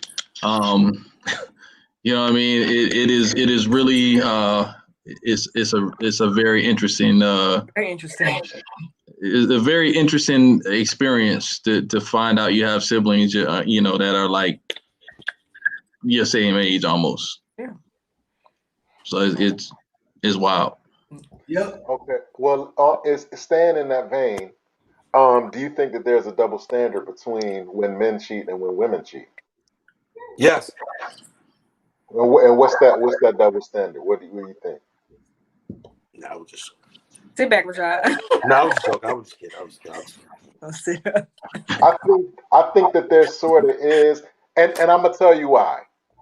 I grew up in a single parent home. My mother raised me and my sister, and I have half brothers and sisters too, by the way. I was raised in a single parent household, just my mom, and so I kind of had a one sided view of what relationships are. So like y'all might laugh, but like I grew up thinking that if a relationship broke up, it's always the man's fault, just based off the fact that I was raised by my mom. If that makes sense, because how could a man do some? Because I'm equating everything to my relationship with my mom or how my mom is. So it's like, how could a man mistreat a woman? Somebody like my mom, who and most of us feel like our I moms are got the it. salt of the earth. You know what I mean? So it's like, how could a man? It's always the man's fault. So like, as you grow, you find out, realistically that it's not always that way. But if I cheat on my significant other, right? The public perception is that I'm the biggest dog ever. I'm no good. I'm this, that, and the third. Not worthy to be loved ever again. But then, if a woman, it seems like, I'm not gonna say it is, but it seems like when a woman cheats, It's because he I did something. still get the thing because they're like, because the perception is gonna be You like, want to handle business. what he do? Yeah. You cheated, what he do? Yeah. You know what I'm saying? So But there's science behind that too. And yes, you're right. There's a double standard. I agree with that. It's so funny. But if you think about it, how men are built compared to how women are built, right? In general, men are physical, like we're conquerors. We're going to go out. We want to go out and find food. Women are on the emotional side, right? So for a woman to go cheat takes a lot in general. Yeah, Trina. You know what I'm saying? It takes a lot. So people might look at that outside and be like, man, you must be a son to make her do that. But sometimes she's a dirty, rotten scoundrel. It happens like that. I mean, I would say this. I mean, I know that is the that's the prevailing thought, is that women are emotional and men are more conquerors. So cheating for men doesn't mean anything. But I think there's been a shift just based on trauma and just an attitude, of, well, men do this, so I'm just gonna go out and do me, right? So there's been this shift where you do have some women who will go out and just do it because they wanted to, or it didn't mean anything. I didn't like them, I did what I did, and so what, right? So I think society is just different, right? I think a lot of the social norms that people are still hanging their hat on now, I don't think that they're as relevant as we think. I think that you're talking about, Chris. You're talking about reality, and I'm talking about I'm talking about perception. No, I got you. You know what I'm saying? Yeah. I'm with you, but I just think that those people who hold that up, like women are emotional and men are conquerors. I'm like, yo, you need to get out a little bit more, because there are some savages, male and female, right? Well, and it's crazy. Don't forget about the $40 too. They need the $40 too. That's what Sheryce, do you feel like there's a double standard? Hold on. I'm sorry, Sheryce. Mike, real quick. Let me make a joke. We can only take Chris's data at face value because he's been married for 18 years. Yeah. At least 19 years old. You gonna do me like that, bro? You really gonna do me like that? Yeah. That's messed up, man. Hey, I'm married. I ain't dead. I pay attention. I read books. I'm married for a long time, Chris. No doubt.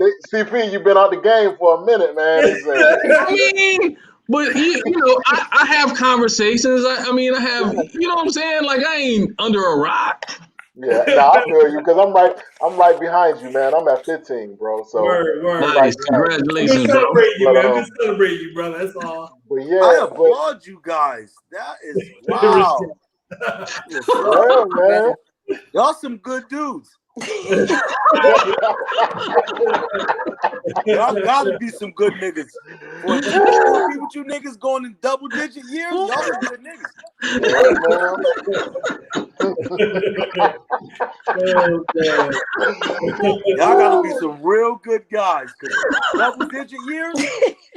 Listen, man. Listen. Hey, just gotta Hey do what man, you gotta do. we defying odds and breaking curses, man. Y'all gotta Absolutely. be. Y'all gotta be. Especially, well, in my case, especially when I didn't have anything to compare it to. You Hey, know what I'm saying? So like, that's real. I mean, like my parents, you know, never married. You know, split around the time I was like 7. Like so, like I had some friends whose parents were together, and I you know, actually back in 2019, one of my really close friends, they celebrated 50 years of marriage, and you know, I spent a lot of time at their house, right?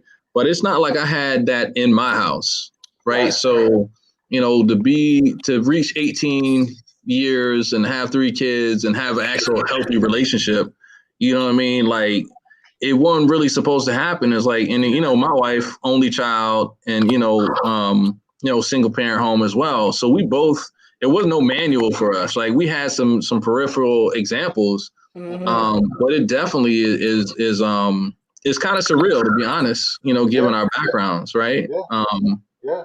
That's You fire. know, It's cool. you don't have no, you know, I had uncles and stuff like that that taught me how to catch and all that, but nobody, I didn't really, like you said, I really didn't have any examples of, you know, a functioning, consistent relationship. All my aunts had been divorced at least once. My uncle, he had been married, you know, multiple times, and you know, I really didn't have, you know, that example. You know what I mean? So, like you said, you know, that's something that doesn't usually happen. So we're kind of the anomaly in that whole thing.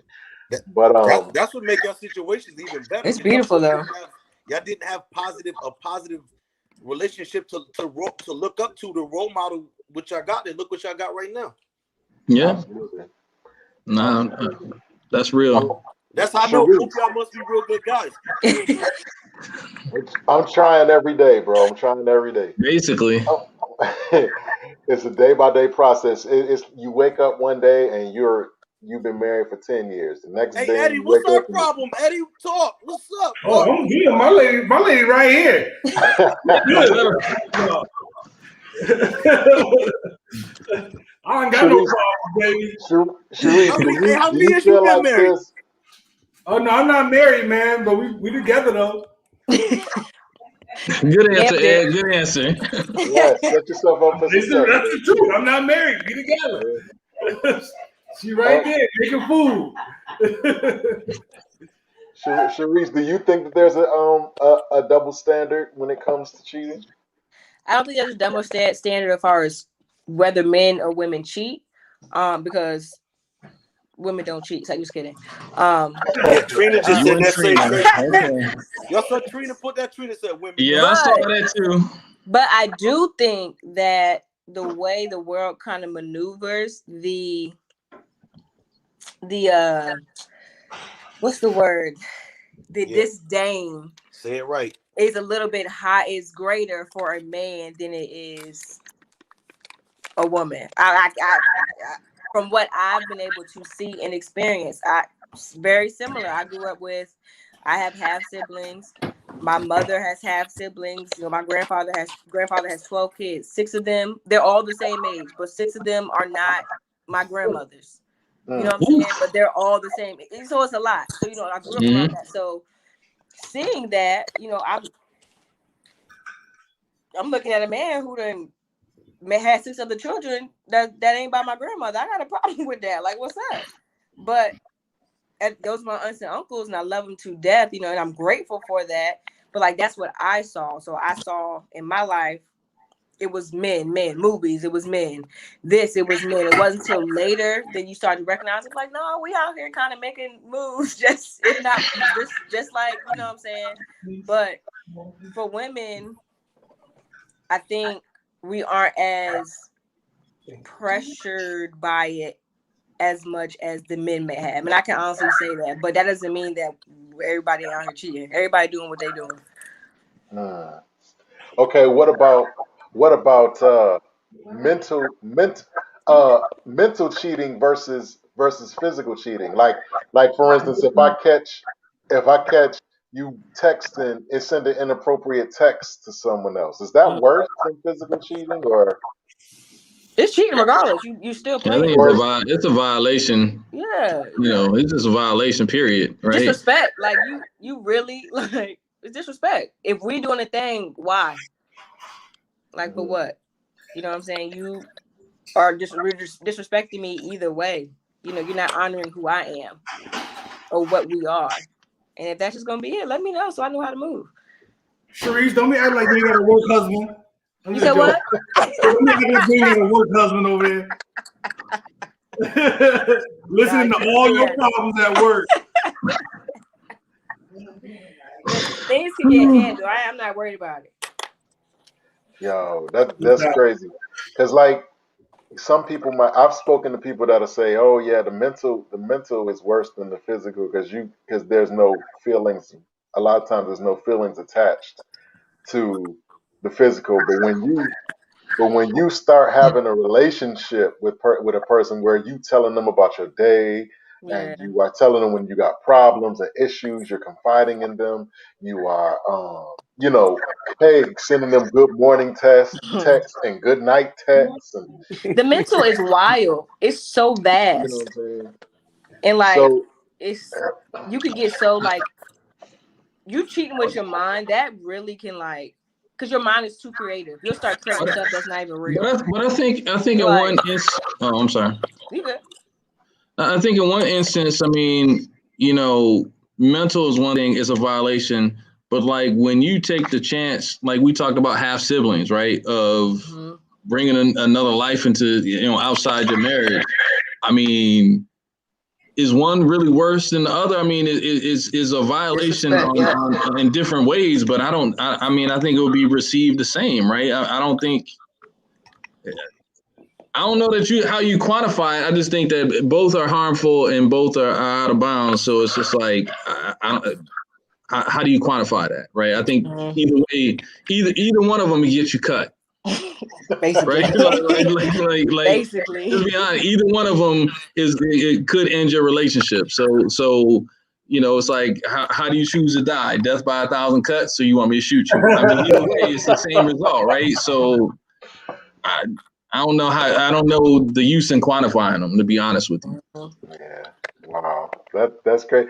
Like I think that it's in my mind. I feel like it should be worse for women because traditionally women are always on men about cheating, about doing right, about being right, and telling us, the correct way to treat them and stuff like that. So when they do it, it's like, okay, well, you just was over here giving me the manual on being the right way, but here you are doing this. You know what I'm saying? So it's like you know what I'm saying? It just hits different because Rashad got something to say. Rashad got something to say. I see it I feel it in my spirit. What are you gonna say, brother? Trifling. That's the word. The word is trifling. That's the word. That's the word you're looking for, Mike. Right. When you preach one thing and then you do the same thing, you're trifling. Yeah. You ain't lying. You're not lying. Like I told you, don't forget that $40 is pressure.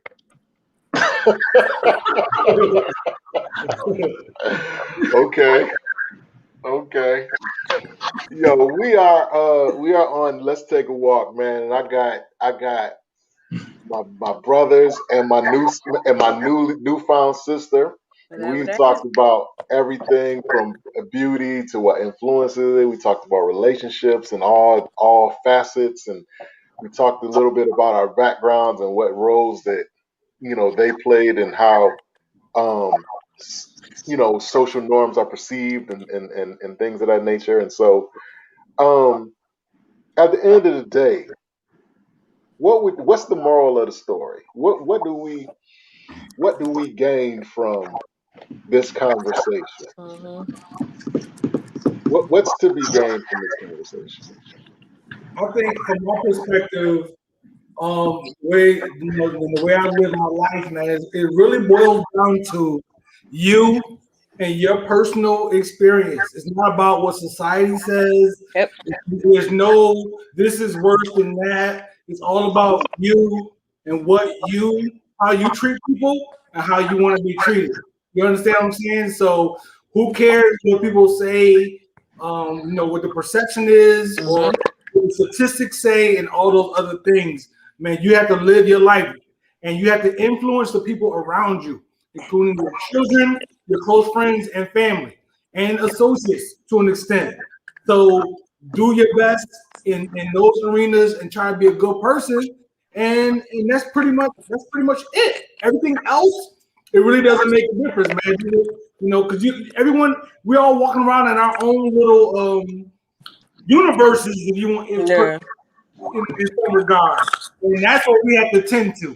Mow your lawn, keep your hedges straight, Into your garden. neighbors doing, and everybody around the corner, and all that kind of stuff. Keep Yeah. yourself straight, and you don't have to worry about it, man. That's it. Hmm. Yeah.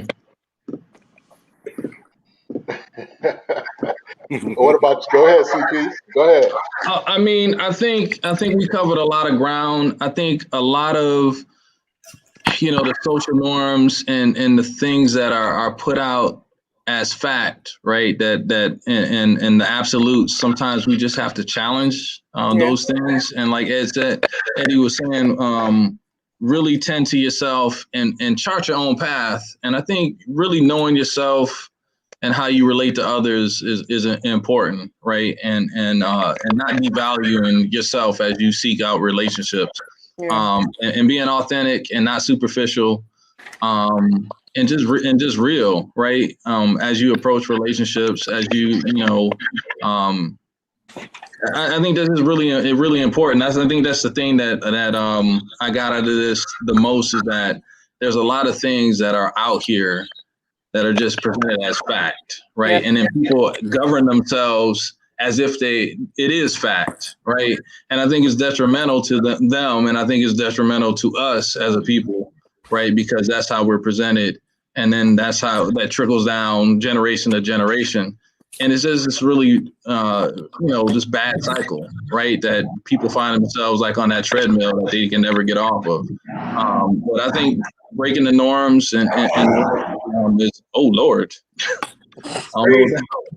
Crazy. I think breaking the norms is something that all of us really have to seek to do in order to get what we want and what we desire. Yeah. Hmm. Okay, Sheryce. I think for me, like the two gentlemen said before, we've covered a lot of ground. We talked a lot, but I think one of the big things is like we're all trying, all five of us up here. We have 5 different experiences, 5 different lifestyles, 5 different backgrounds, whatever it may be, and we're all trying to figure it out. We're all trying to maneuver. We're all trying to do the best that we can, and it's about just kind of trying to be better tomorrow than I was the day before. Whether that's 1%, 10%, 50%, but just constantly allowing yourself to grow, constantly allowing yourself to either whether you're gonna think inside the box or create your own box, being able to work through whatever it is, whether it's in relationships, whether it's personal, and just making yourself better tomorrow than you were the day before. Wow. Okay, Rashad. We got to stop competing with one another and realize we're on the same team. Women need to go back to being women, and men need to become men again. Simple as that. Because men are being I hate to say it, I'm gonna go there. Men are being turned to women, and the women are so quote unquote independent and think they need us, and that's not true. We need each other. So we need to realize we're all on the same team. We're not in competition against one another. You've been in Atlanta too long, bro. No, that's reality. I'm keeping it real with you. Let me tell you something. The problem is right now, it ain't just Atlanta. I'm just go. I don't want to get off the topic. You see it on TV every day. So they trying to feminize the black man, bro. Stop it. I don't know why. They want us all to be women. They want all the black men to be women now. I ain't mad at that. I understand where you're coming from with that. No, I feel Yeah, you. you know what I'm saying? I'm like, that's why men got to step up and become men again, and women need to stay. I don't take what I'm about to say, Sheryce. Women need to stay in their place and be women. Stop trying to be men because y'all can't be men. I don't care how independent you are. You can't be a man. You're not a man. I mean, women are not men. Let me say that. Sorry, women can't be men. That's all I'm saying. Okay. That's all I'm saying. I don't care how independent you are. You take care of yourself. I bought this. You're not a man at the end of the day. So. Okay. I got two. If y'all bear with me, I got two final questions. One question. Okay. The first question is how important is having a spiritual base? How important is having that when in terms of having a relationship? How important is it to have a spiritual base? And I'm not talking about in particular, like some people may be Christian, some may be Muslim, some may be Jewish, whatever the case may be. But how important is it to have a spiritual base? It may be important to you. It may be important to Chris. It may not be important to me. It may not be important to Sheryce. It all depends on the individuals, man. You know what I'm saying? So you got people that's together, that've been together for many years without some type of spiritual, being on some type of same plane, or one person might have one belief, another person might have another type of belief, and they make it work together. So it depends on the individuals. For me, spirituality is important and whatnot, and that's not necessarily saying religion. It's just the spirituality, believing that there's something and there's something else in motion here and whatnot. So it's important. How important that her beliefs are exactly like mine? I don't know how important that is. That energies jive. You know what I'm saying? So yeah. Okay, CP. I mean, for me, it was and is very important, right? I mean, I have lived by my faith. I'm here by my faith. And that would be a whole nother conversation in terms of that. But I mean, me and my wife kind of connected around that. We were at the same point in our spiritual journey when we got together, and we've grown together since then. So I don't know that I could be with someone who wasn't kind of like-minded in that way. I think if you translate that, and I think E kind of said it before, is that there has to be some kind of connection and some, in the Bible it talks about being equally yoked. If you're on different pages or you can't get on the same page in that area, you're probably not going to move forward, right? It doesn't matter what it is, because I know, a guy we went to church with, his wife was Catholic, he was United Methodist. They didn't worship together, but there was an understanding and they were able to move forward, right? And as a family. If you can't do that, there's going to be some opposition because it means so much to people, right? I mean, if one person's agnostic and the other one's like, yo, I'm a devout Christian, they're diametrically opposed. That's going to be strife just off the rip. So I think, for me, I know I couldn't do it. I could not be with anyone that wasn't like-minded. And I think other people just have to kind of figure that area out. Yeah. All right, Sheryce. Yeah, I agree with Chris. My foundation, my faith is very important to me. Very important to me, and that is something that I seek in relationship. A foundation of faith that's very important. Rashad, how about you, man? Well, just believe in something, and I'm gonna help you out along the way on the journey. I got you. Guess what? I'm eventually, as time go on, I'm gonna bring you to the light and to the truth. So as long as you believe in something, I'm gonna help you out. I got you. What? Look, you heard what I said. I meant everything I said. Just believe in something. I'm gonna get you to the truth. Just follow me. I got you. Trust me. Look, trust me. I got What? you. I got you. Okay. Oh my gosh. Oh, you're terrible, bro. You're terrible. Hey, I'm being honest. I'm gonna keep it real with you because listen, Chris, the fact that you even brought that up, that was a good question because that really, to me, that causes a lot of problems in a relationship because let's just say if you got a Christian and a Muslim, 9 times out of 10, it ain't gonna work. Let's keep it real. If he Christian, she Muslim, and vice versa, that's not gonna work. And it's gonna be because of the religion. Unfortunately, it's not gonna work. That depends on the individuals. That's not accurate. That's not no, true. no. What I'm saying is like I'm not saying like 100%, but you know, we know as time goes on, if they don't work, it's gonna be because of that. It'll be because of that. It may be, or maybe it's because one of the people, one of the two is just a bad person. No, that's what I'm saying. One of them's gonna be stiff-necked and rebellious. You're not gonna hear what the other one got to say. Yeah, it could be. You can be. I'm a Muslim, and I married a Muslim, and she didn't want to listen to nothing I was talking about. That didn't work out. Like, you know what I'm saying? So you get my point. Like I said, you already know. I got knowledge yourself. I studied, but at the end of the day, you follow me. I'm gonna lead you to the right path. That's why I understand what you were saying. I get what you're saying with that. Yeah. Yeah. I got you. I'm gonna help you out. Okay, that's what's up. Oh man. I could go on, man, but I'm gonna just Hey, yo, listen, hold on, wait, hold on. I know that sounds crazy, but I'm gonna go there. The man's job is to lead. I am supposed to build you up as your man. You are a reflection of me. So at the end of the day, trust me, I got you. Okay. Sheryce, I mean, did I say something wrong, Sheryce? That is the man's job. Right? I don't have a problem submitting to my husband. That's not an issue I have.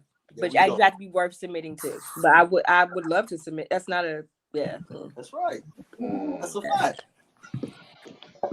Okay. All right, what's the last question, Mike? Listen, you guys, I really appreciate CP. I really appreciate it because I know this is your anniversary weekend. I want to shout out your wife, Miss Barbara.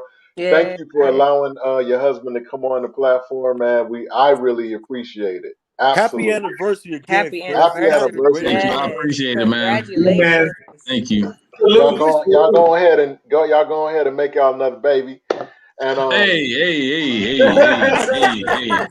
look, man. Hey, Chris, you're not even 50 yet. Well, you almost got 20 years of marriage under your belt. You're a bad man. Yes, sir. That's an accomplishment.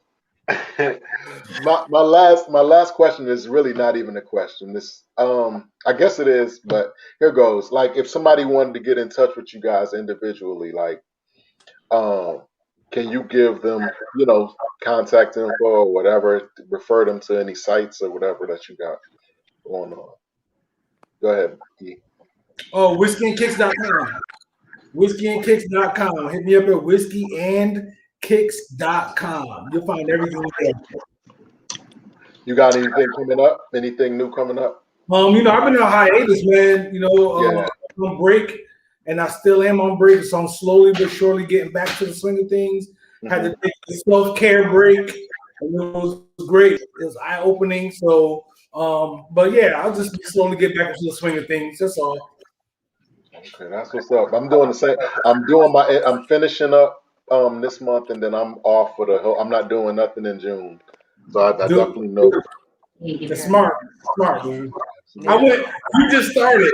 I did almost 3.5 years straight, and then I realized I needed a break. So you're incorporating the regular thing now. Absolutely. All right, CP. I mean, of course, I think most of the people on here follow, are friends from home that I've seen. So on Facebook, LinkedIn, and then Instagram. I think it's at C2 1906. But one thing I wanted to say is like for E, and for you as well, man, I appreciate the hiatus, right? I need to do the same. You know, the wife and I were talking about a social media break and things of that nature, just kind of resetting.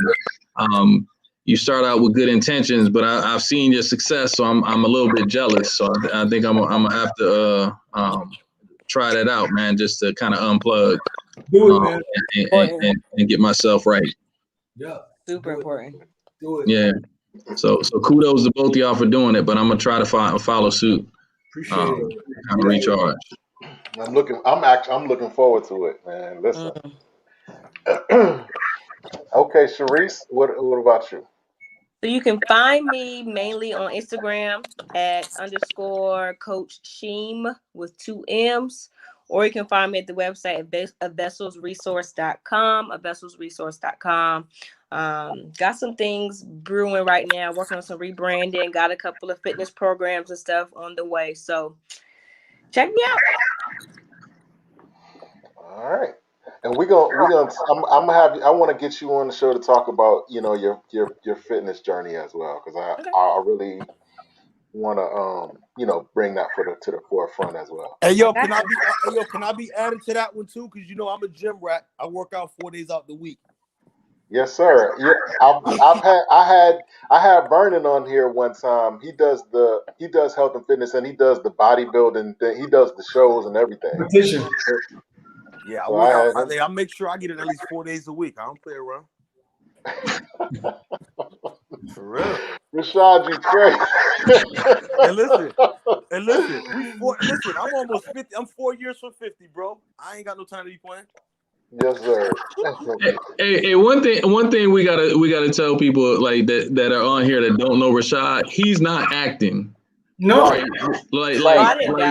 Like this is the guy we grew up with. If nothing else, this brother is consistent. And I've known Rashad, we've known each other since what, 10, 11 years old? Yeah, we was real small kids. Yeah, we was real small, and he has been consistent. So those who are on here, he is not acting. That's him. Hey Mike, not to interrupt your podcast real quick. I'm just do this. Oh, I can't even do it. I was about to show Eddie something. I can't. Well, I can look. Eddie, look.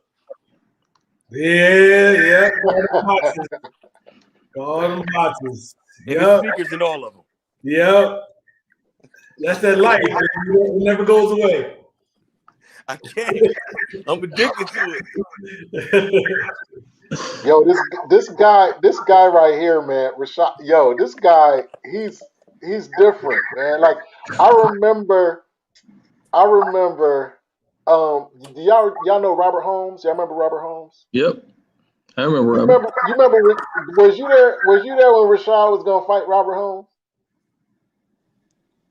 I don't remember that. I was. I remember now, and this is significant because Robert Holmes was like 6'5". At least he looked like he was like that. He might not have been a boxer.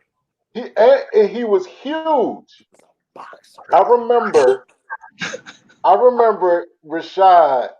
I just remember you standing in the hallway, tucking your chains in, and I remember you tucking all your jewelry in, and you was more ready than him, and I could see in his face that he just did not want it, even though he was like 3 times bigger than you.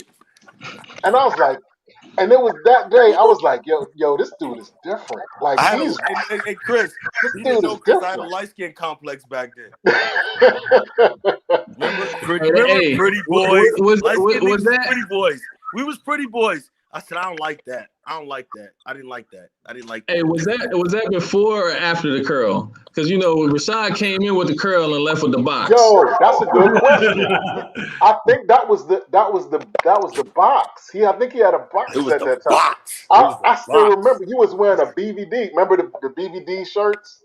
You had one of those on, and you was. And I remember you tucking. I remember all of that. I remember you tucking your chains in. You heard what he said? He said the different colored BVDs from Archie. Yeah. BVDs from Archie. Yo, I remember that. Oh my gosh. Yeah. That's crazy. And it was on that day. I was like, yo, this dude is different. I probably walked right by. I was like, "These dudes about to get crazy. They ain't about to scuff my sneakers up." Nah, Yeah, that was me. I was like, man, I'm gonna get out of Dodge. I don't need to be around this. Word. Hey, yo, y'all want to hear something crazy? Though we talking about interim. Y'all know when I came back up here and I was working with Roland in his program with the kids. Y'all know he gave me all the East Side schools. Y'all know one of the schools he gave me. I had students at was interim. Word. Oh wow. Yo, it felt funny walking back in there. Y'all was like, wow. That's crazy. That's crazy. That is crazy, man. Yeah. That is crazy. Listen, he gave me all, it's funny, he gave me all the schools I went to. I had 33, 28, I had East, I had Douglas, I didn't go there. He gave me all the East Side schools. So I'm going back in all the schools that I used to go to, y'all. I was like, yo, I'm back in these schools after all this time. That is crazy. Crazy. So Rashad, if somebody wanted to link up with you, like have some questions for you, just wanted. I'm only on Facebook and Instagram. Rashad Ahmad. That's it. I'm not really. That's it. Facebook and Instagram. Yes, sir. That's it. Well, again, if I like you, get my phone number. If I trust you, I'll give you my number. But we all know that that's gonna take some time now. I gotta trust you to give you my number. Right. That's gonna take some time. We understand that. Oh my gosh. But I wanna thank you guys for coming on the show and bearing with me, man. And again, CP, special thanks to you and your family. No problem, bro. Listen, Chris, congratulations again, bro. Absolutely. No doubt. Appreciate it. Yeah. And Sheryce, special thanks to you. Sheryce, you hung in there. You the only female on the panel, but you held your own. I really thank you for that. I thank you for being brave enough to come on and For sure. and speak your mind and be transparent and all of that. And again, I want to, at a later time, get with you and do a show with you and talk about your fitness journey and everything like that. But again, I thank all you guys for coming on the platform. I appreciate it, and I look forward to doing this with y'all again. Like this is something new that I've been doing for the platform, more platform group type thing. So I look forward to doing that more often. You know what I'm saying? I think that this has been really effective, and I've definitely benefited from it too, from a mental standpoint and all of that. So I really appreciate you guys, coming on and just thank you. Thanks, man. Thank you. Appreciate it. Good time. All right. Y'all have an awesome weekend, man, and we gonna link up. All right. Awesome, guys. Thank you. Y'all be good. Yeah. Yes, 06 to the good bros. Peace. Later. All right. It's the Rock.